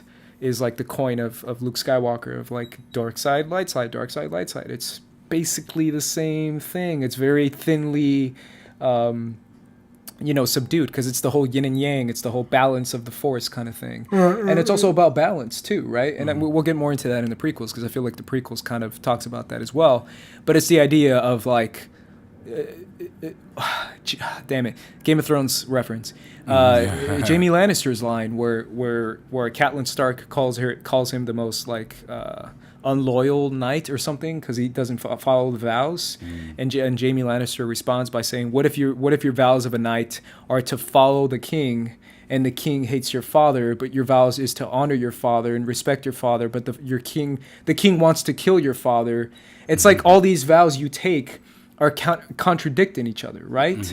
So it's that mentality of like, if I kill my father, am I the same person as my father? If I join my father, am I this? You see what I'm saying? Because it's the idea of like your honor to your blood, to your family, can be the thing that destroys you. Or it can be the thing that liberates your father, right? Because his love for his father is eventually what liberates his father, Darth Vader, to killing the Emperor and to kind of destroying the dark side and destroying the Empire, as we thought, because the First Order comes back. But as we think, right? Because it's that whole mentality of like joining my dad into the dark side might be worse. If I kill my dad, as I'm actually joining him that way, versus if I try to save my dad, I'm actually saving the Empire, and believing that there's hope, believing that there's still light inside a person that seems so dark. Right. And I mean that's the biggest thing here in terms of the family dynamic, right? Like forgiveness, right? Like how can you forgive your father for potentially killing your mentor and really ravaging war on all the of humanity, world, the entire galaxy. So it's very personal in the sense that it's about that connection, like you said, the balance and stuff like that. And that's a constant theme throughout Star Wars, right? Like family. You said, right, family. And that's why we understand Leia as being the sister from this point on, right? Like that. I mean, of course, it makes no sense. Yeah, makes Empire a little weird when they kiss, but it's that. I mean, that's what it is, though. It really is like how that connection between family is, kind of the same kind of connection that people have through the Force, right? Like it's that unseen, unheard of connection that you have between individuals, right? And I think that's where it really comes down to, and they kind of highlight that the most in Return of the Jedi. What I love about Return of the Jedi is I kind of love the opening of this movie a lot. Like this is probably my favorite opening of any Star Wars movie. With like the Luke coming out of Jabba's palace, right? Jabba's palace. That's just amazing. And dude, I love Return of the Jedi. Yeah. And it's then so good. We see Boba Fett get taken out like a bitch with with catch him in the Boba Fett movie, guys. Right. That's kind of fun. I never got why he was made out to be such this badass character. Looks badass. He looks cool, but he got taken out by his backpack. That's all that matters, man. If you look cool, that's all that matters. Yeah. So I don't know, it's just crazy. But I love that opening sequence. And I think it really set the tone for like the pace of it. Now I know for example, like a lot of people like JT doesn't really like this movie. I know, and it's my favorite Star Wars movie. So it's really your favorite. Okay, so I like it a lot too. Why is that? Why do you think it divides people? Because this is the beginning, and again I go back to it. Obviously, people disagree with me, but this is the beginning of the George Lucas insert jokes. The Ewoks are silly as a hell. They're so silly. I agree. Yeah. But George Lucas loves silly, man. He loves them silly, and that's kind of the introduction to that. And it's also like the idea of Jabba's palace being like some crazy weird lounge shit that goes down, or like slave Leia and all that stuff that happens. Like people don't care for that stuff, and I like it. I think it's cool, and I think it's fine, and I think the Ewoks works within the Star Wars universe. So I mean, they're silly. I agree with that, but I feel like this is the real beginning of like the silliness, the of Jar Jars, the kind of getting close to that level of like how silly, not funny, not humorous, but silly, kind of how that's gonna be. But I still love Return of the Jedi. And I fully, agree that Empire Strikes Back is the best Star Wars movie, but I'm talking about my favorite. This is probably my favorite one. But at the same time, it's one of those things where what I was talking to you about, the whole Luke and Vader thing, to me it just takes the whole movie and carries it to the finish line. It amplifies it. It just makes it to me the best one because of how good that stuff is. I mean, the ending is incredible. It's incredible. Yeah. It's so good. Like the face-off between the Emperor, the realizing of the Emperor, the freaking Force lightning when he's like, "Father!" and he's getting burned by the Force lightning. Darth Vader contemplating what he's gonna do, like all that shit to me is like, this is me as a kid freaking crying my eyes out and being like, Vader, Luke, they're both wearing black. Black. I mean, that also shows like the unifying kind of connection between them too, yes. right? Like, and then how they both have the metal hand. Yeah, exactly. The metal freaking mechanical black hand that he has, the black glove that he wears around it. That's that connection that he has with his father. He's like, oh shit, I'm the same thing. And I mean, that makes the movie for me. Right. I mean, to me, that whole ending, just the score, like when Luke is attacking him, like da, da, da, da. Like I don't know. To me, that was like very, very, very amazing. But yeah, so I think I love Return of the Jedi as well. I think it goes for me. It's probably my third favorite. I mean, a lot of people will say it's their third favorite. But sure. Like, for me, I probably rank it third as my list of like best Star Wars movies. Sure. But I definitely I love.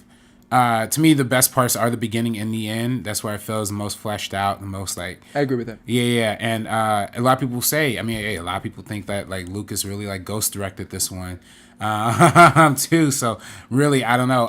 But the middle section, though, I'm a little shaky on. I don't know. So with Lando, I don't know how does. It kind of feels like it was like a little bit of a departure from what we saw in Empire Strikes Back with the Lando character in particular, because it just kind of felt like, oh, he's back to being the good guy again. He's going to help them out. But I guess it worked to like define him as he is now. But I think he just felt so bad about what he did. Right, He's like, shit, I made a mistake. Shit, I'm so sorry. I'm going to make up for it. I swear. Yeah. That kind of thing. Okay, I feel that. Yeah. So yeah, Return of the Jedi, it was the end of an era for a lot of people back in the 1980s. Star fandom, Star Wars fandom, so I don't know. They had a 16-year break between Return of the Jedi and Phantom Menace, which ultimately lands us into the prequel era. And the prequel era comes to us now, guys. Yeah. So we hear the announcement that George Lucas is making the prequels, that it's going to be the origin story of Darth Vader. It's going to be Darth Vader before he was Darth Vader, when he was a Jedi. But he starts out, interestingly enough, when Darth Vader was a child, which to me was a kind of a curious decision. And by curious, I mean weird. Yeah. It's a weird decision to do. Are you an angel? Never mind. I'm just going to quote Phantom Menace. So yeah, I mean, I can talk a little bit about my introduction to Phantom Menace, watching it opening night when I was 8 years old, 1999, midnight. 1999. I was midnight, because back in the day, opening meant like midnight, not 7 p.m. Not 7 p.m. Because back in the day, it was midnight, and I was losing my shit. This to me was like a giant ice cream cake with pizza on the side. This was like, I loved it so much, man. Like I remember watching this movie and having that experience of like feeling so much joy and like oh, these guys are lightsaber battle and that third act and the Darth Maul. I talked about it last week when Darth Maul and the doors open and the Duel of the Fates starts. The dun, dun, dun, dun, dun. And then we see the hood and he pulls up his hood and he looks up and then it's like, we'll handle this. And it's like, freaking out as a kid, freaking out. But looking it back, it's funny because I rewatched all the prequels, and it's very interesting to see what George Lucas chose to do. And I feel like specifically with the Phantom Menace, there was something there. I apologize because I definitely think we're gonna disagree. I'm sorry, on a lot of things when it comes to the prequels, but I feel like this one felt like the better attempt of Lucas trying to get something that was going to work. That's my opinion. I think this was the one where he's like, I think I got something going here. Like he's getting the swing of things and he starts swinging. And then when Attack of the Clones comes by, it kind of loses his swing completely. But I feel like overall, this movie kind of deals with the good and the bad of what Lucas was trying to accomplish. Obviously, it comes with a very political story. Very most political. Incredibly political. Yeah. Like people don't understand how political this one was. The entire movie it's one of the funniest opening credits because it's like Trade Federation. the Trade Federation is currently outside the Naboo system with a blockade, waiting for a peace treaty to be signed by the Queen Amidala, who's I don't remember all this, but this is basically the introduction. Chancellor Valorum has sent two secret ambassadors who are Jedis to settle this dispute into the Trade Federation, And it's like, what the frick is going on? Yeah. What the hell is going on? It's like fucking political talk. Yeah, and it's like, that. what? Trade Federation blockades, peace treaty signed to end dispute of what? What is happening? Viceroy Gunray. Like, it's so funny to see, like, how gibberish that George Lucas was talking inside these prequel movies. But at the same time, rewatching it, I kind of enjoy that shit. I love political shit, and I think it's kind of fun. But it starts out with how many switch and reverses this happens. But the Trade Federation have joined forces with a Dark Lord known as Darth Sidious, and he has an apprentice named Darth Maul, who is in order to go to Naboo to join with the Trade Federation. And then they're trying to get a peace treaty to be signed by Queen Amidala, which will let the forces of the Trade Federation enter into Naboo, which is basically their battle droids, their military, to enter into Naboo and basically take over Naboo as like a stronghold, as like they're trying to take over the resources and the power of Naboo, kind of thing. Right. And how Sidious is trying to mingle into that. And at the same time, he's whispering into Queen Amidala's ear into give a vote of no confidence to Chancellor Valorum, because Chancellor Valorum wants to look into the matter. I don't know if you remember this, because I just rewatched the Phantom Menace a couple days ago. But he says that Valorum says, I want to look into your claims of battle and of war and of a military entering into your planet. I have to look into this. Will you permit me to look into this? He says this in the Senate meeting. And Amidala says, no, I won't permit you to look into this. We need military action now. Like, we need action now. And it's all about military action. It's all about jumping into war right away. It's all about security. And how the Chancellor says him giving a waiting period and him wanting to deliberate more is a political, bureaucratic, he calls it. It's like bureaucrats whispering in his ear to give a very political response. Right. Versus if you give a vote of no confidence, basically saying push the Chancellor out of power and give it to someone else who's much more assertive and much more affirmative when it comes to military action, when it comes to being much more defensive and much more passionate about security and militarization. A chancellor that would give that more power, referring to himself, right? Because he wants to give more military power to himself. And then she does that and says, I give a vote of no confidence to Valorum.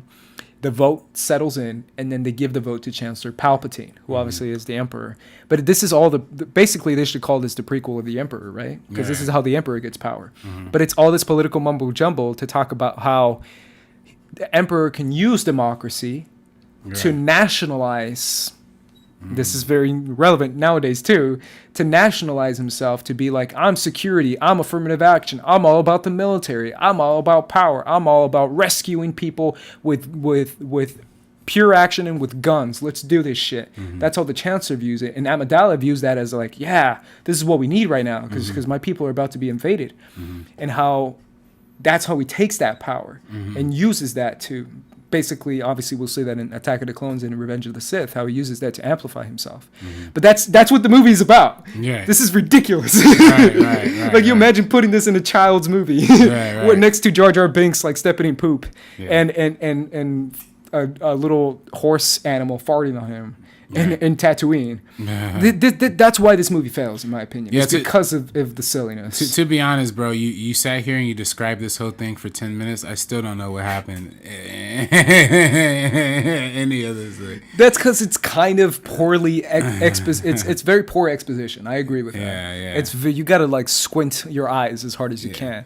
No, but tell me what you think about this movie, kind of looking back at it and rewatch. I don't know if you rewatched it, but like looking back at it. Well, no, I did. I definitely did read up on a lot of politics that this movie was talking about, and you're right. Like that the whole trade for that's something that's used very commonly in like American politics too, by the way. Like to play on both sides of the coin, like to be like, oh, let's go to war, like let's get the war started, but also talk to the people you're going to war with and be like, hey, if we get this going, they'll start arming rebels and shit like that. So like to overthrow the power, and that's what he ultimately does, right? He's trying to overthrow the power of Queen Amidala and all this stuff. So. Yeah, but he's trying to stir up the other side to get them to poke the bear. And when the bear gets poked, he can be like, "Yo, you poked the bear," and then slap him with the bear. Right. That whole analogy I just messed up. But basically, what I'm saying is like, I start poking you, and I start saying, hey man, he talks shit, and he's like, you talk shit, bro, and then I go on your side and be like, yo, he's fighting you, man. You see what I'm saying? Like I'm literally playing both sides by stirring you up to get to fight him, and then when you start fighting him, I join his side and be like, yo, why are you fighting him, bro? Yeah. That's what the Chancellor does throughout the whole movie, throughout the whole trilogy, basically. Right.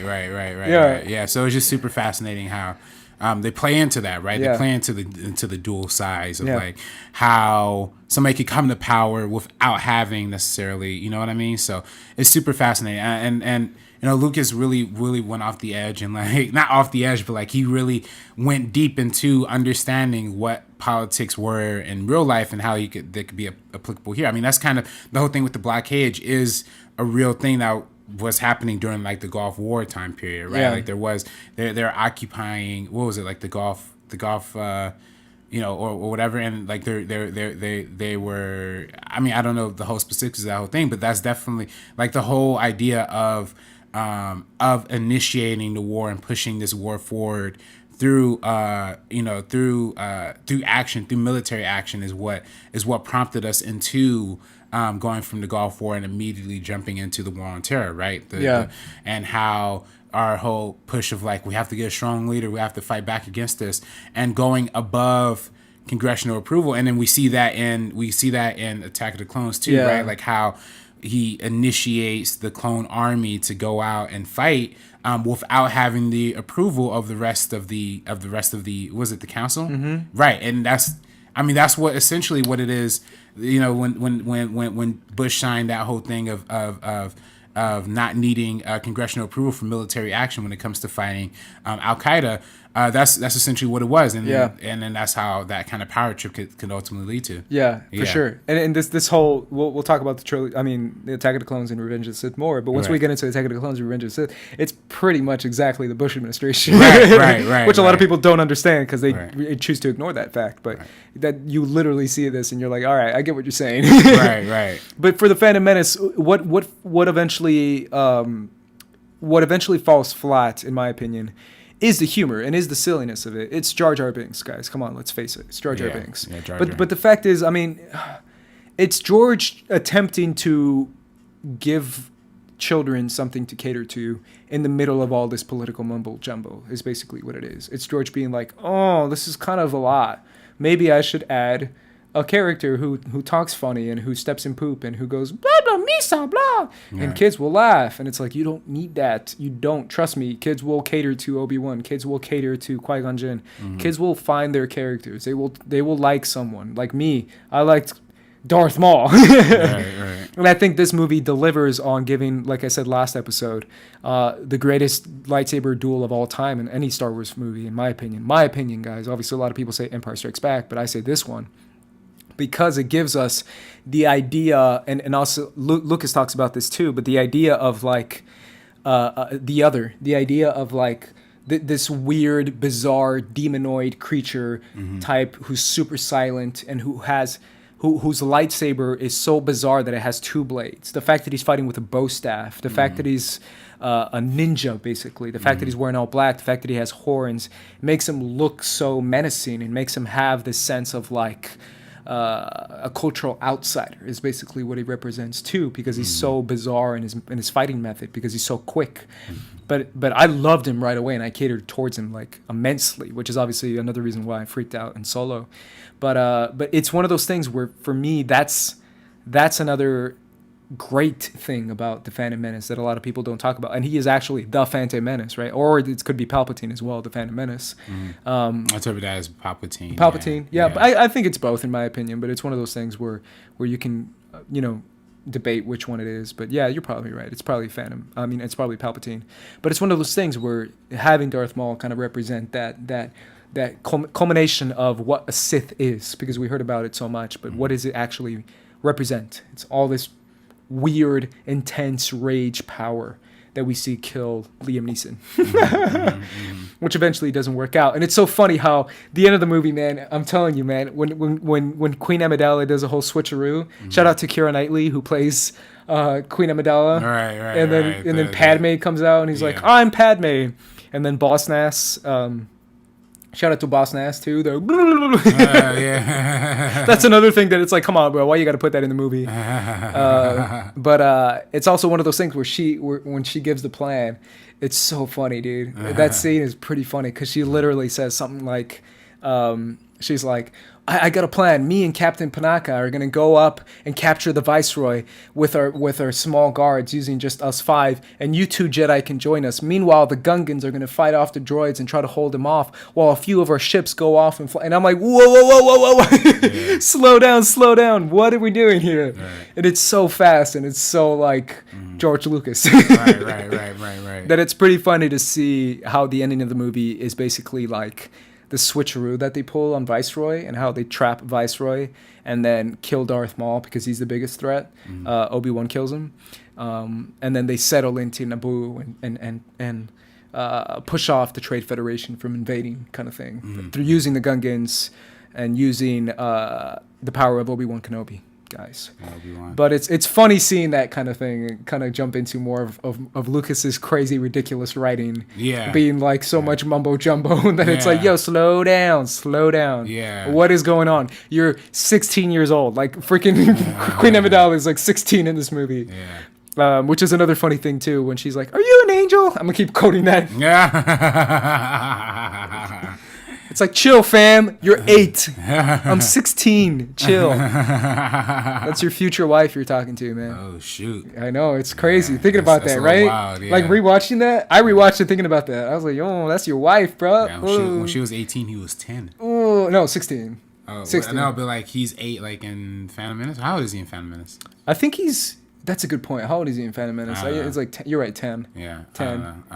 It's just weird. It's weird. It's still weird. Yeah, I don't know, man. So it's just crazy how you know they. But you didn't like this movie though. I didn't really like it. Nah, I mean, like it is kind of cheesy, bro. Like I mean, like when I saw the 3D re-release, it was just too much for me. Like it was too crazy, and then like.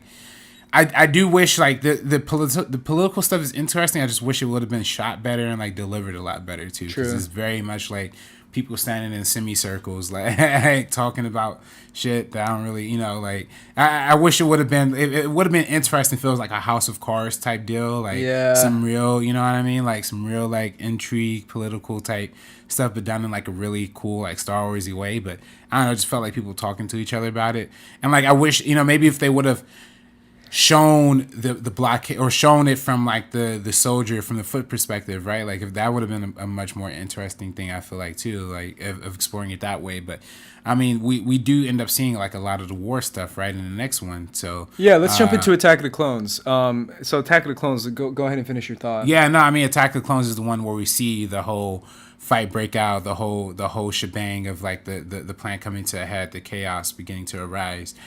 This is another one that's pretty jumbled as far as exposition. Well, this is my least favorite. This might be my least favorite. Yeah. I only consider this. It's tough. It's tough putting least favorites to me, in my opinion, because I enjoy the prequels and I watch this sometimes. I have to take off my nostalgia glasses, which are like kind of permanently attached to my face sometimes. And I have just like, oh, I can't take them off. Or they're like nostalgia goggles, and I'm like trying to pull it off because they're so tightly around my face.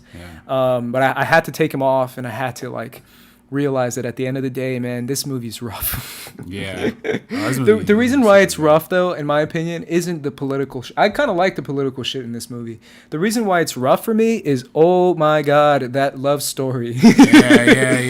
Holy shit. The writing in this movie is probably some of the worst dialogue in like any love story. Any love story, right? Maybe not any movie, but love story. Holy shit. It's like, you're just like I dreamed about in my dreams. How do I react? I just fucking saw you like 5 minutes ago, bro. I don't want to hear this shit. And it's like, stop looking at me like that. Why? Looking at you, how? And it's like, bro, chill, fam, chill. Like literally, I rewatched this movie and I'm talking back to the screen because I rewatched it by myself. Rewatching it, the whole movie I'm talking back to Anakin, and I'm like, chill the F out, fam. He's literally like freaking rape eyes with her, and like talking about how like you're just like I dreamed about. Now look at me the same way I look at you, and it's like, yo, chill. Or when they're walking up to the Naboo the I hate sand part. And he talks about like I hate sand part, but right after that he starts like fucking like rubbing his hands all over her back, like her bare back, and he's like rubbing her back, and I'm like, you just met her once again after 10 years, like 2 days ago, and you're rubbing your hands on her back. This is awful. This is so bad. Like and then obviously it culminates into, and it's literally like cut back. The wipes in this movie are awful. You know what I mean by wipes, right? The little wipes, because it wipes to like Obi-Wan researching Camino. But then it wipes back to like freaking Anakin saying the weirdest shit I've ever heard. Weird ass shit. And then it obviously culminates into that beautiful scene of Padme wearing that weird choker dress. It's super tight latex dress, and Anakin sitting over the fire talking about how much they're in love, even though they just saw each other 3 days ago. I wish I could wish away my feelings. It's like, what is that? What is that line? Oh my God. It's so bad. It's so bad. Yeah, this dialogue is pretty rough. Pretty rough. No. The worst is when they get captured on Geonosis, and then they talk to each other right before they get right before they go out into the arena, and he's talking to her, and he's like, and she's like, I'm not afraid of dying. He's like, oh yeah, don't be afraid. And she's like, I'm not afraid of dying, and then she pauses, and she's like, I've been dying every day because I'm dying to be in love with you. And I was like, no, no. And then she's like, I'm in love with you. And he's like, what did you say? She says, I'm in love with you. And he's like, I thought we weren't supposed to be in love. And I was like, no, dude, no, George. And I'm like yelling out his name. George. George, what are you doing? George, what are you doing, buddy? George, buddy. It's so bad, dude. That's why this movie like face plants like 20 times. It's also the acting is like, oof. Yeah. Like the acting in Phantom Menace is stiff. Like it's really stiff, and it's like, well, this is awkward and stiff. The acting in Attack of the Clones by Hayden and even by Natalie, oof. Yeah. Oof. It's bad. It's bad. Yeah. It's real bad. So I think that's why this movie mainly falls flat. But when it comes to Obi-Wan's storyline's gangster. I mean, he's freaking chasing bounty hunters and shit. Yeah, I he's love like the Jango Fett scene. Jango Fett's awesome. That's my favorite part of that That movie. fight scene's dope. Yeah, that fight scene on top of the rain. Yeah. It's fucking cool, that's my man. Favorite. That's the one scene in this movie that Jango really Fett like. was like my shit as a kid. I was obsessed with Jango Fett. I had the Slave 1, the Jango Fett Slave 1. I had the Jango Fett action figure with the removable helmet, so you could see Tamora Morrison playing Jango Fett.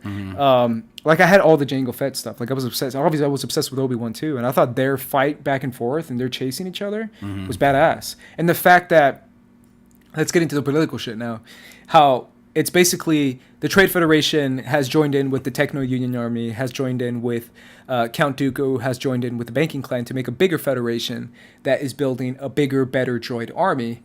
And then the Senate finds out about this, the Republic finds out about this, and they kind of take that as a threat. And they're like, yo, this is a threat to us. And at the same time, Obi-Wan is finding out that Count Dooku was the one who joined in with the Trade Federation, but at the same time got Jango Fett to create a clone army in order for Palpatine to already have cards in motion for an army preparing for the eventual Senate vote, because he knows the Senate is going to vote in his favor, right? It's basically the creation of an army and the threat of another army kind of thing. That's the politicization of it, right? Which is very much like American politics. Where we actually find rebels and rebellions that a lot of times are actually fighting our same guys. You look into some of the people that the United States military are funding, particularly like the jihadist rebels or whatever. Like they're literally offsets of Al Qaeda and ISIS, and we're fighting ISIS. Like we're funding them too. So the reason why they fund rebels is obviously to overthrow other governments. That's why a Trade Federation is building like this army to like overthrow the Republic. Right, overthrow the Republic. Republic, right? Yeah. But then but then the Republic sees it as is this Sidious or Palpatine? Palpatine. Do we call it? Okay, so But he has the same thing, but Yeah. but he's Palpatine in the Senate. He's Sidious in the sheets. so shit. You know what I mean? He's fuck. he's Palpatine when he's talking to his friends, and then Right, he's right. Sidious when he's talking to Dooku. Right. Yeah. Well, But it's one of those things where you're right. It's one of those things where it's like I have the authority. I have the this is the famous like Misa give emergency powers to the Supreme Chancellor, like Jar Jar Binks' famous line, Right. where basically it gives him the emergency powers in order to counter a threat. Quote unquote threat, because it's not a threat yet necessarily, but they're consider it a threat to build an army and to give more power to the chancellor to basically push the vote. Basically say we don't need a vote, we don't need the Senate to deliberate. Less deliberation, more action. Less deliberation, more army. Less deliberation, more foot soldiers. Basically, is what it is, which is another commentary on war itself, right? Right. Where it's people given into more how a dictatorship and how nationalism kind of builds up into like security. We need more security. We need to get rid of these people who are against our ideals. That's even a line that Chancellor says in Attack of the Clones. He's like, these are against our ideals and our republic and what our republic represents. And it's like that's very similar to what a lot of people say about like the ideals of like, you know, what we represent and what is our values kind of thing. Right, and we right. use that as like they're trying to stomp all over our ideals. And that's we view that as a threat in order to build an army. Right. And that's what the rest of the movie's about. And he uses that as like a way to stay in power. And that's real. I mean, look, like we mentioned before, George Bush enacted, for one, the Patriots Act that allowed, surveillance, open surveillance, and all that stuff, but also the act of where they don't need congressional approval because they think everything that's like foreign is a threat. Now we're living in 2018. There's no more Al Qaeda. There's no more ISIS. But yeah, we're still bombing 8 different countries. But without congressional approval because it's just become an oversight. Yeah. And because our Congress is paid off by the military-industrial complex, which I think is also interesting that they include the Trade Federation, because what I see is the Trade Federation, I don't know if this is accurate or not. It's more of like a private corporation, right? They're not like an actual like nation or sovereignty, are they? Like that's more of like a private thing, right? I think so. Okay, so that's an like, interesting way of putting it. Yeah. Right. So then, like, they're egging on this war that helps them fund more that gets them more resources, that gives them more money, that allows them to put their clones on the ground to and fight the Republic while also gaining more control of Droids it too. on the ground, but yeah. Droids. Yeah. I'm sorry, droids. Yeah. But then the clone army is generated by the is it the Republic? The Republic. There we go. Yeah, it's funded by the Republic too. Right. Yeah. And of course, And it's approved by the council. Right. At the end of the movie, obviously. At the beginning, it's not, but at the end, it is. The council fully approves it. Right. Because they view it as a threat. Yeah, because it's basically the whole concept of like how the Jedis are being swept up into this whole thing, which also goes back to The Last Jedi, which, funny enough, even Luke says a line about that too. Right. How the Jedi kind of gave Sidious his power. Right. By kind of, following his demands and following his orders and kind of following into his traps and then realizing it too late, because they realized it in Revenge of the Sith, but it was too late by then. Right. But yeah, essentially that is what the movie is about. Right. Which is kind of funny because it gets muddled inside the awful dialogue and then the awful acting and then the terrible lines that freaking Hayden says to Natalie Portman. It's pretty bad in that sense, for sure. It's bad. It's bad. But I mean, it does say a lot of interesting political things, for sure. Yeah, I mean, I think that's the biggest part of it. I know even at USC, the big hat film guy there, I mentioned him a lot, Drew Casper. He's the guy who is like the highest paid professor in the U.S. or something like that. Anyway, he's the film professor, right? He always said Phantom Menace was like his favorite Star Wars movie because of how political it was, right? He kind of hates Star Wars, so I could totally see him. He's the one that teaches a Star Wars class, which is kind of weird. But it's just interesting that like that the politics is definitely what can be taken the most out of these trilogies of. Sure. And of course, the third one kind of references a lot of modern politics too, right? Yeah, let's jump into Revenge of the Sith. I mean, to be honest, I still have like a soft space in my heart for Attack of the Clones. But at the end of the day, I realize how terrible that love story is. Dude, it's not even as bad as you should have seen my commentary. I should do a recorded commentary on it because it's so funny. I was giving commentary while watching the scenes in Attack of the Clones, the love scenes, but I was giving commentary on the part when they're on the grass and they're talking about politics, and then the music starts playing and they start like playing with the little creatures and they start rolling in the grass, and I was like pretending that I was like George Lucas directing them, and he's like, all right, keep rolling around, you're in love, you're loving each other. And I'm giving commentary on it and stuff, and he's like, this is great, look how in love they are, they're rolling on the grass. It's like, no, that's not how love works. And it's like Padme is watching Anakin like stand on a little horse creature, and she's like laughing. She's like, "Oh my, you're so silly, Anakin." It's like, oh my, and it's like, no, this isn't how love works. Right. It's so bad. And the scene where they're rolling around, it's so cheesy. Yeah. That's you know what I'm talking about, right? Yeah. You cut to that right now, RB3. Annie, are you all right?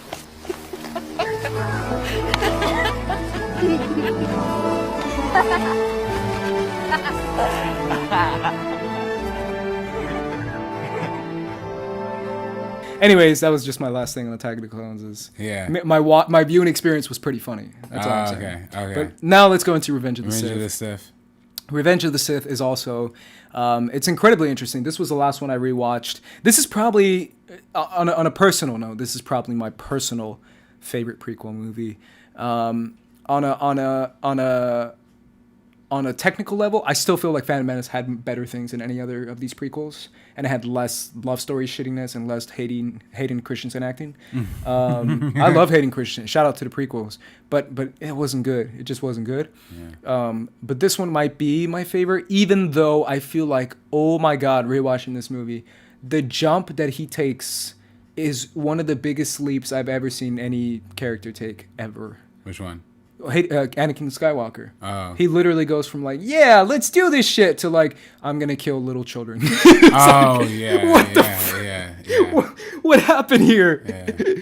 30 minutes ago, you were saving people, and now you're like, yeah, genocide. Yeah. Let's kill some kids. Man, after you see, let's kill some 4-year-olds. And it's like, yo, what happened? Nah, man. Imagine seeing your boy fucking Mace Windu, Samuel Jackson, getting slapped around like a biatch. No, I disagree 1,000%. This is my thing. I rewatched this movie. Yeah.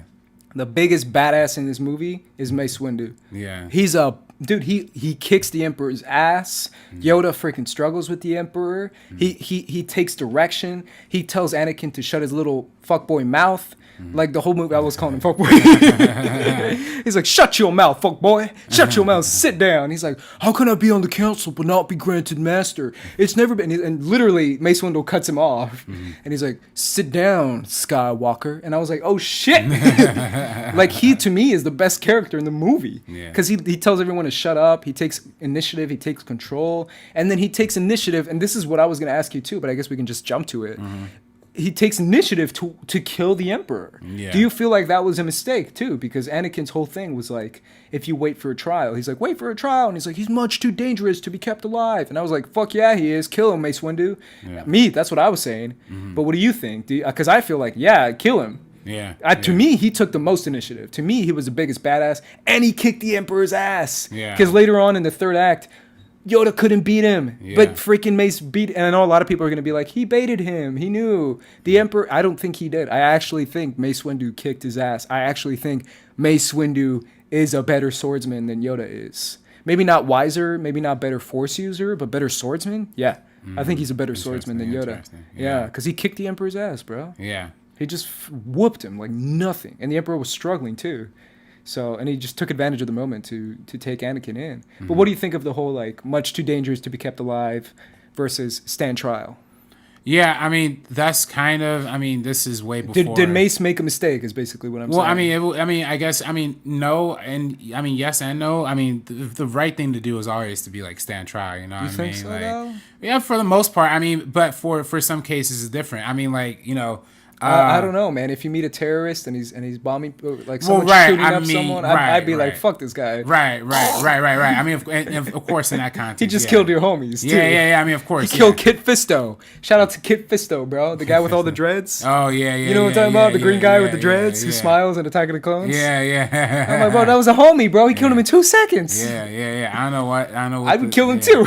You know what? Yeah, that's true. But it's also very Sith of him too, because right beforehand we see Anakin do the same thing with Dooku, how he killed an unarmed opponent. Right? He's like, I killed an unarmed opponent, and Mace does the same thing because what's his face is unarmed, Emperor.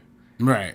Did you think he should have waited for trial and it would have been better? I mean, no. I mean, but yes and no. But then also at the same time, it's like, what's the morally right thing to do versus what's the best course for action? Probably the best action what would have probably been to like kill him, but then like at the same time it's like or from a reality standpoint, why it would have been better not to kill him too. So it's different. I mean, it's a different.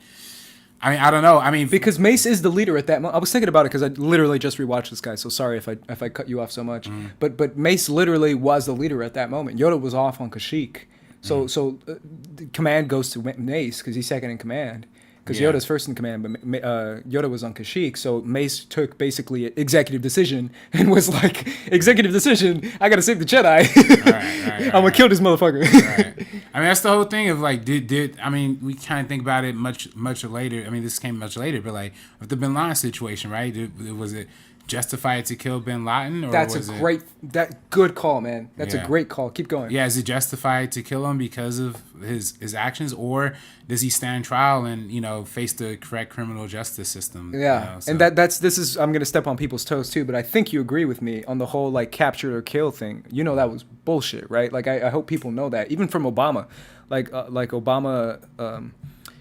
I'll step on people's toes when I say this stuff, but I talked to my dad about it too, and it's one of those things where people assume that the idea of killing Bin Laden, and obviously you'll see Zero Dark 32, was like, oh, he pulled a gun. You pulled no gun, bro. I mean, we went in there wanting to kill Bin Laden. We went in there trying to capture Bin Laden, bro. We went in there trying to murder Bin Laden. It's not like, oh, we were self-defense. No, it wasn't self-defense. It was fucking tear shit up and let's kill Bin Laden. And that's a fair point. Was it like the whole, like, should we have gone in to capture or kill? Because the mission was capture or kill, entre comillas, which is what my mom likes to say, which basically means not really, in quotes, basically, but it's not true. It's kill. Right. Basically, Bin Laden was the mission all along. Was kill Bin Laden. Was that fair? Was that a fair mission, or should have been capture or kill? I don't know. I mean, or do you feel like it was capture? Well, do you disagree Bin Laden with me? Or Bin Laden. For that situation, I mean, it was probably just kill him. That's what I'm saying. I agree, but that's what I'm saying with what's his face, Palpatine. Yeah. I mean, at the end of the day, it's like, bro. But is that the right thing to do, though? I don't know. That's why what is right. Right. Is right defending your because he felt at that moment. The reason why he said he's much too powerful to be kept alive. A lot of people misinterpret that line, in my opinion, thinking that he's got too much power, like physical power. I think he meant power in the Senate. I think he meant voting power. I think he meant influence. He's got too many people in his pockets. He's got too many people that if he stands trial, he already has people paid off that will get him off easy. If he stands trial, he already has people in the system that are gonna swindle his way out of it. But if I kill him now, he's fucked. He's dead. Because I'm more powerful than he is, kind of thing. Right. Physically powerful. Right. I don't know if that's how you interpret it, but rewatching it, I was like, that's clearly what he means. He clearly means that, like, no, let's not wait for... He literally says, I am the Senate, right before he faces off with him. Remember that line? It's like, I am the Senate. And it's like, he says it. Like, I'm all power. I have people in my pockets. I have the bureaucrats. I have the, everyone on my side, kind of thing. So if I stand trial, I'm going to get off easy. Right. I got a good lawyer. I got this thing I got going on. I'm a good talker, like kind of thing. That's why he wanted to kill him. Right. I mean, I don't know. I don't know where to stand on this. You know what I mean? Like, I mean, did you advocate for murder, RB3? you make a lot of good points here, Ace. You know what I mean? So. Yeah, but I don't know. I just had to talk about Mace Windu because to me he's the best part of this movie. Mace is the best part of the entire trilogy. Almost, I feel like. I think it's Obi-Wan, but that's. I think Mace is the best part of this movie. Oh yeah, definitely. And Obi-Wan kicks ass too, though. I can't lie. Obi-Wan kicks ass in this movie. Yeah. Going after General Grievous. He's basically an assassin in this movie. Yeah. That's another thing too. Like, let's talk about that a little bit. How Obi-Wan's mission is to hunt down and kill General Grievous. Mm-hmm. That's literally his mission. They say as soon as General Grievous is dead, and Obi-Wan confirms the kill, as if he's like some sort of assassin. Yeah. I was like, yo, Obi-Wan is like James Bond right now. He's freaking Jason Bourne right now, out here riding on iguana horses. The kill has been confirmed. Seriously, that's kind of what it is, because even Mace says it. He's like, Obi-Wan just called, he confirmed the kill. Yeah. Grievous is dead. And I was like, yo, fuck, like, he's literally, his mission is to hunt down and kill Grievous, and he does, and he fucks him up, which, props to Obi-Wan. But it's one of those things where it's like Obi-Wan is like a hired assassin. For the council. He's their gunman. He's their muscle. Right. Even when they're deciding like who should go on this mission, it's like, oh, Anakin. Anakin's like, I should go. The Chancellor says I should go. And then Ki-Adi-Mundi, shout out to Ki-Adi-Mundi, he's like, no, I think it should be Obi-Wan. Yeah, he's our killer. He's our guy. He can hunt down anyone. It's like, shit. See, is that the right thing to do for the Jedi, though? I mean, the Jedi are supposed to be the light side, right? The morally upright. But are they the morally upright? I mean, I don't know. Are they? Maybe that's why they keep failing. That's why they keep failing. That's why Luke wanted to. Shout out to Last Jedi. Yeah. Is he right? Is Luke right in The Last Jedi when he says the Jedi maybe aren't necessarily the right Force users or the right people to take the gatekeepers of the Force? Right. That's kind of what he says. But I just think it's funny how he's like an assassin in this movie. But yeah, what do you think about Revenge of the Sith, especially as like from the prequels? Comparing it to the rest of the prequels. Yeah, I mean, it's probably the best. Yeah. But then I don't know, man. The acting still in this one is a little crazy to me. Like, and the writing, too. Yeah, the writing. Oh. I cringe so hard every time. They're like, when Obi-Wan's like, give up now, Anakin. I have the higher ground. And he's standing like 2 feet on top of him.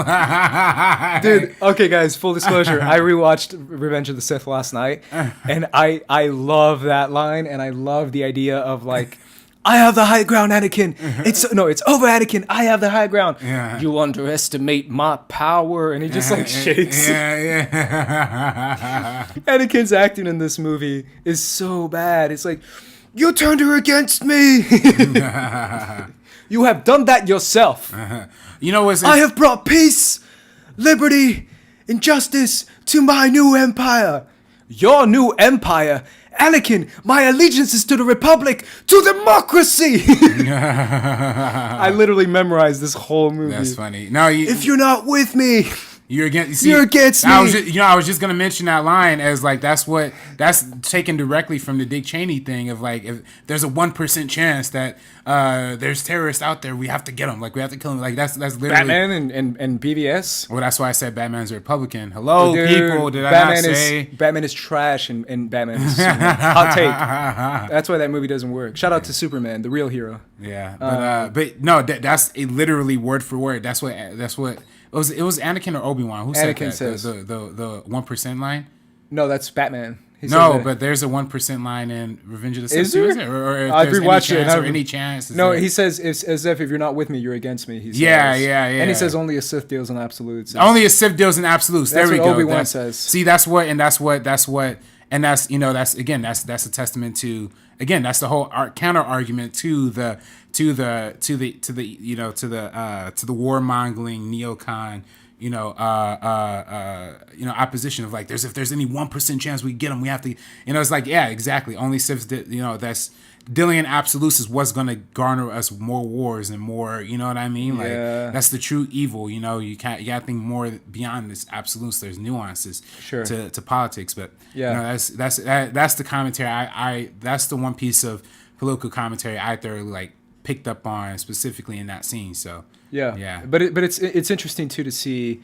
Obviously, the biggest downplay, in my opinion, for this movie is, I already told you at the beginning of this conversation for Revenge of the Sith, is Anakin's jump. The biggest leap in character movie history, where he goes from like, hey man, watch out for them buzz droids, Obi-Wan, to 45 minutes later, I gotta kill some younglings. Yeah. There was video of him killing younglings, and then he turns from camera.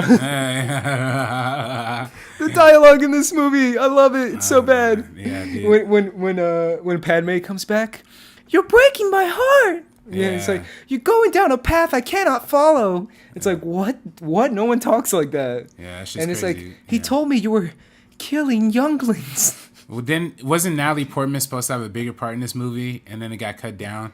I have no idea. This is. I just think the dialogue is hysterical in this movie. I think the whole story of Natalie Portman in this thing. I think she was supposed to have a bigger part, and then like she was bullying Keira Knightley on Phantom Menace and Attack of the Clones. Oh, really? So George Lucas just got so mad at her and like literally no way. Cut her scenes she down a lot. might have been kind of fed up with it too, in my opinion too, because I think there's an article talking about how Natalie hated doing these movies. You can't write. You could type this shit, George, but you can't write it. This is one of the quotes. But yeah, so yeah, she had a negative feeling towards this, and it's funny rewatching the Phantom Menace behind the scenes. It's hysterical. Yeah.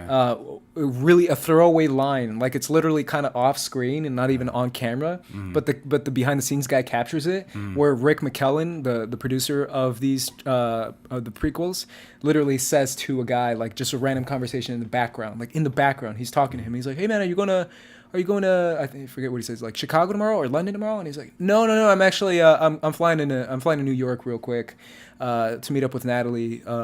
She just wants to read the script because she hasn't read the script yet, and she's a little nervous about signing on for 3 movies before reading the script, because I mean it's kind of a lot for and he's literally talking about how Natalie's nervous to sign on for these movies because she hasn't read the script and she's not really like she doesn't have a lot of faith, and it's so I'm like, yo, it all comes back full circle, man, full circle. How like Natalie didn't like doing these movies even before she even shot the first scene. Right. And even in the auditions with like little Anakins, you could see how bitter she is. She's like, really? I'm acting against these 9-year-olds who like never acted before. It's so funny. Natalie Portman. Shout out to Natalie Portman. Anyways, the jump from Anakin's character for me is like, it's too much for me to swallow. Like, I get it. Saving your wife, having the potential power to save life is the whole running theme within the dark side of the Force. But the idea of cutting Mace Windu's hand and then unlimited power, which is another great line from this movie, and then killing Mace Windu, and then he says, what have I done? And then Emperor says like, oh, you're fulfilling your destiny, young Skywalker. And then literally 10 seconds later, he's like, it's like, bow before me, and it's like, yes, my master. And I'm like, two seconds ago, you just said, what have I done? You just killed the leader of the Jedi, Mace Windu, and now he's like, you must go to the Jedi Temple and exterminate the Jedi. And I was like, huh? Wait a minute. You literally just went from like, this is crazy, I'm debating this, to like, okay, I guess I gotta kill thousands of Jedi, including little children. Right. What? It's too much of a jump, man. I don't know if you feel the same way, but that's just like, okay, that's a little much. Yeah. I get killing separatists and shit and killing rebels, but like killing all the Jedi, like what? I mean, maybe Mace Windu because he's like a rebel and he wanted to kill the Emperor, but like all the Jedi, what did they do? That to me is kind of hard to swallow, considering it's like this is people he grew up with. Even the little kid recognized him. He's like, Master Skywalker, there are too many of them. What do we do? And it's like, what? He's gonna murder this little 4-year-old? Right. I don't know. Yeah, I mean, yeah, it's definitely. I mean, I don't know, man. I kind of never really checked into this movie. Like, if I'm being 100% honest, like, so I don't know. Like, I guess that is a big character jump, but it's also, like you said, he was driven by power, and I guess the dark side leaking into him. They always mention how he's had that little bit of darkness to him to begin with. So Force is gonna lean more into that side. But yeah, I mean, overall, I kind of feel like this movie, like I said, it's the best out of the prequel trilogy. I agree, yeah. But it's my favorite out of the prequel. I would still say Phantom Menace is better, just on a production design, on a costume design, on a score. Is just baller in Phantom Menace. The action is better in my opinion. Just Jar Jar drags it down in my opinion. I still think the pod racing scene's kind of cool. Like I think I just think this one is I prefer this one because I think Obi-Wan as a bounty hunter assassin is kind of cool. Yeah, I don't know. I think I agree. This is probably the better one, but I still think Phantom Menace might be. I feel that. I feel that. But at the end of the day, let's talk about a little bit more about the themes before we finish up. At the end of the day, he creates the Galactic Empire, and then Natalie Portman has his famous line saying, this is how freedom dies with thunderous applause, right? I think she says freedom or liberty. This is how liberty dies with thunderous applause, signifying how the emperor builds the empire by destroying the opposition and saying how there will never be more opposition ever again, and there's never going to be war ever again because I'm building an empire built around security. He says security, right? He says peace and security because security means more soldiers. It means the shutdown of the clone army and the recruitment of, obviously, the Stormtroopers in the Empire, right? So that's kind of the bigger theme at the end. But also, I want to finish up by saying about the Force, because the Force is all about balance. And the reason why the Sith are evil is because they want to take everything off balance, right? There's a scene where Anakin tells Yoda his visions.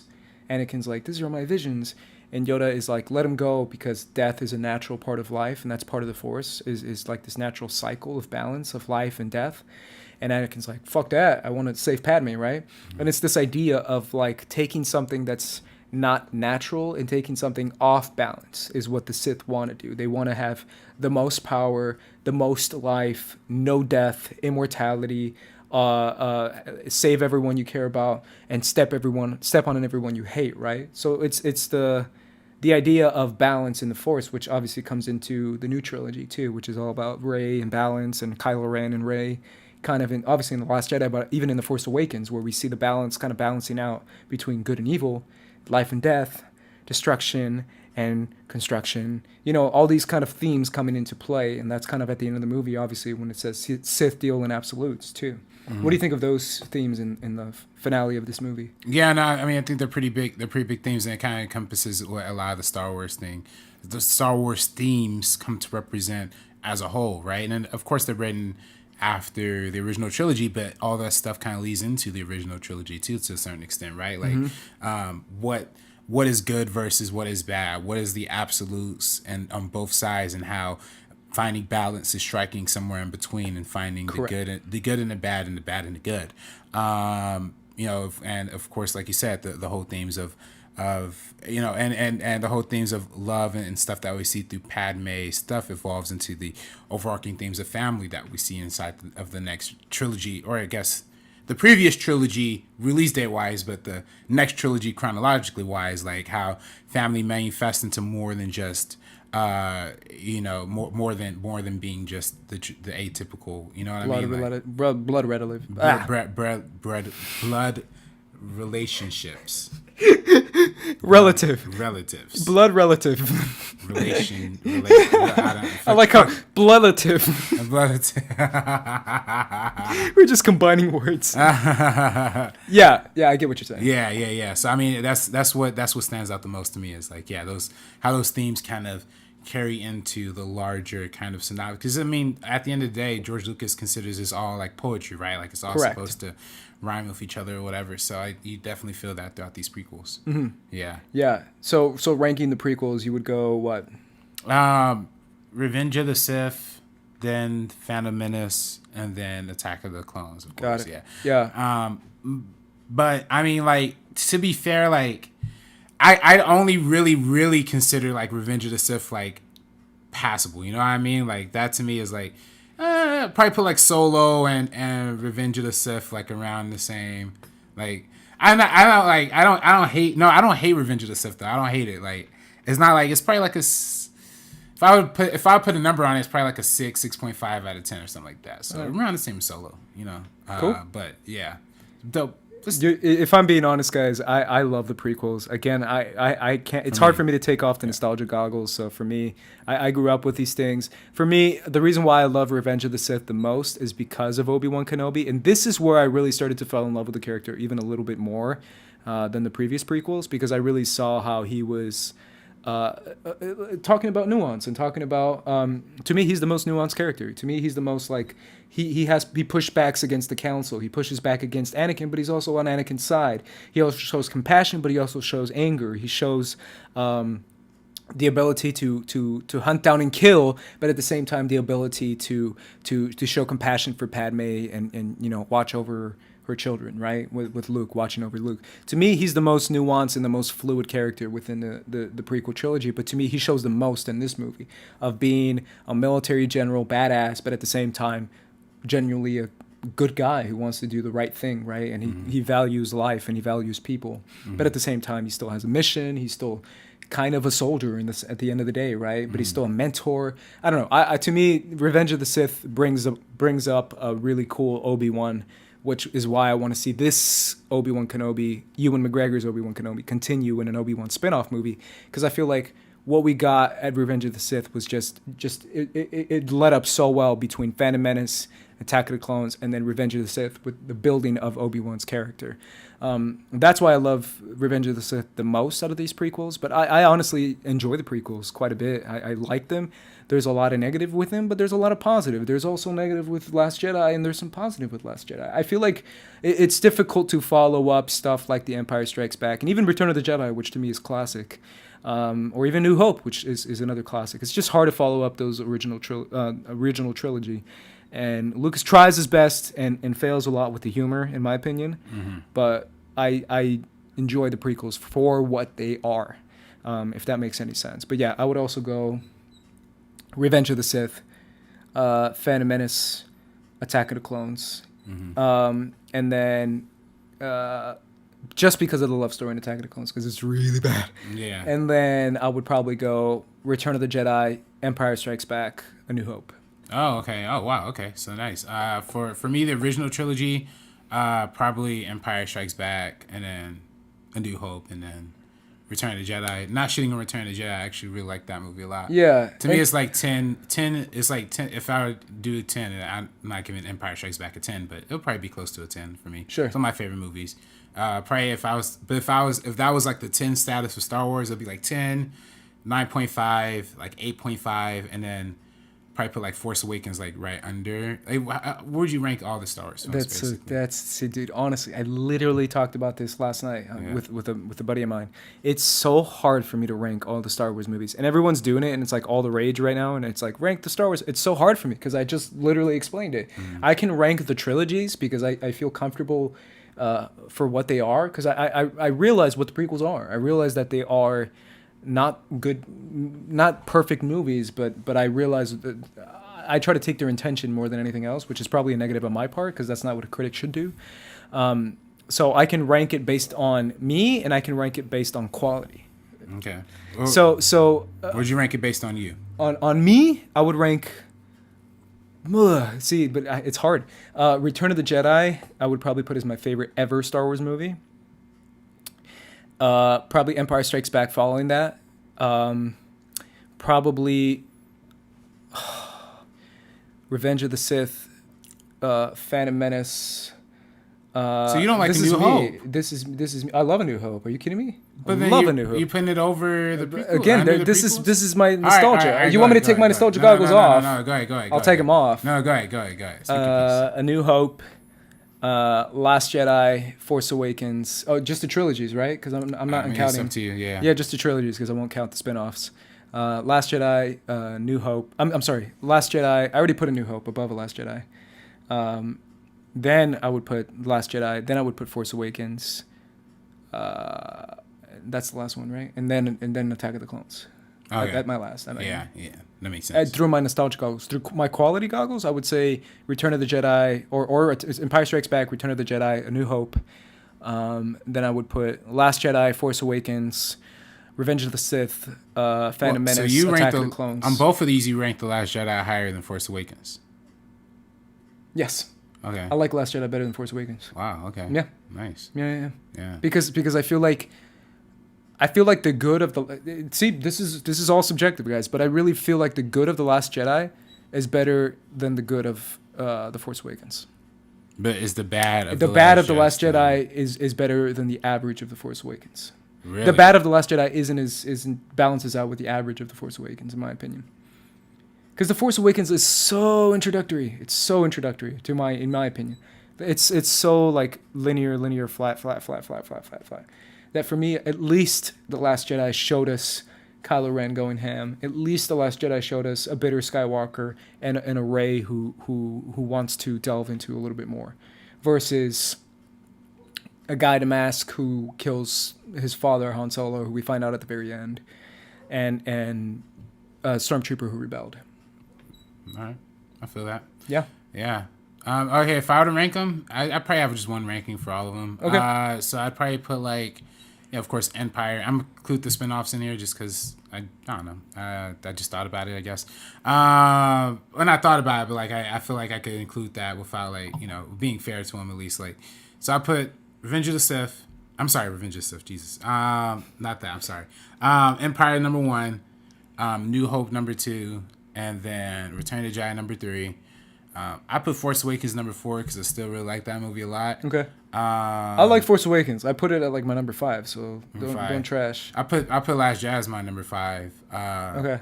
Rogue One number 6, and then probably Solo.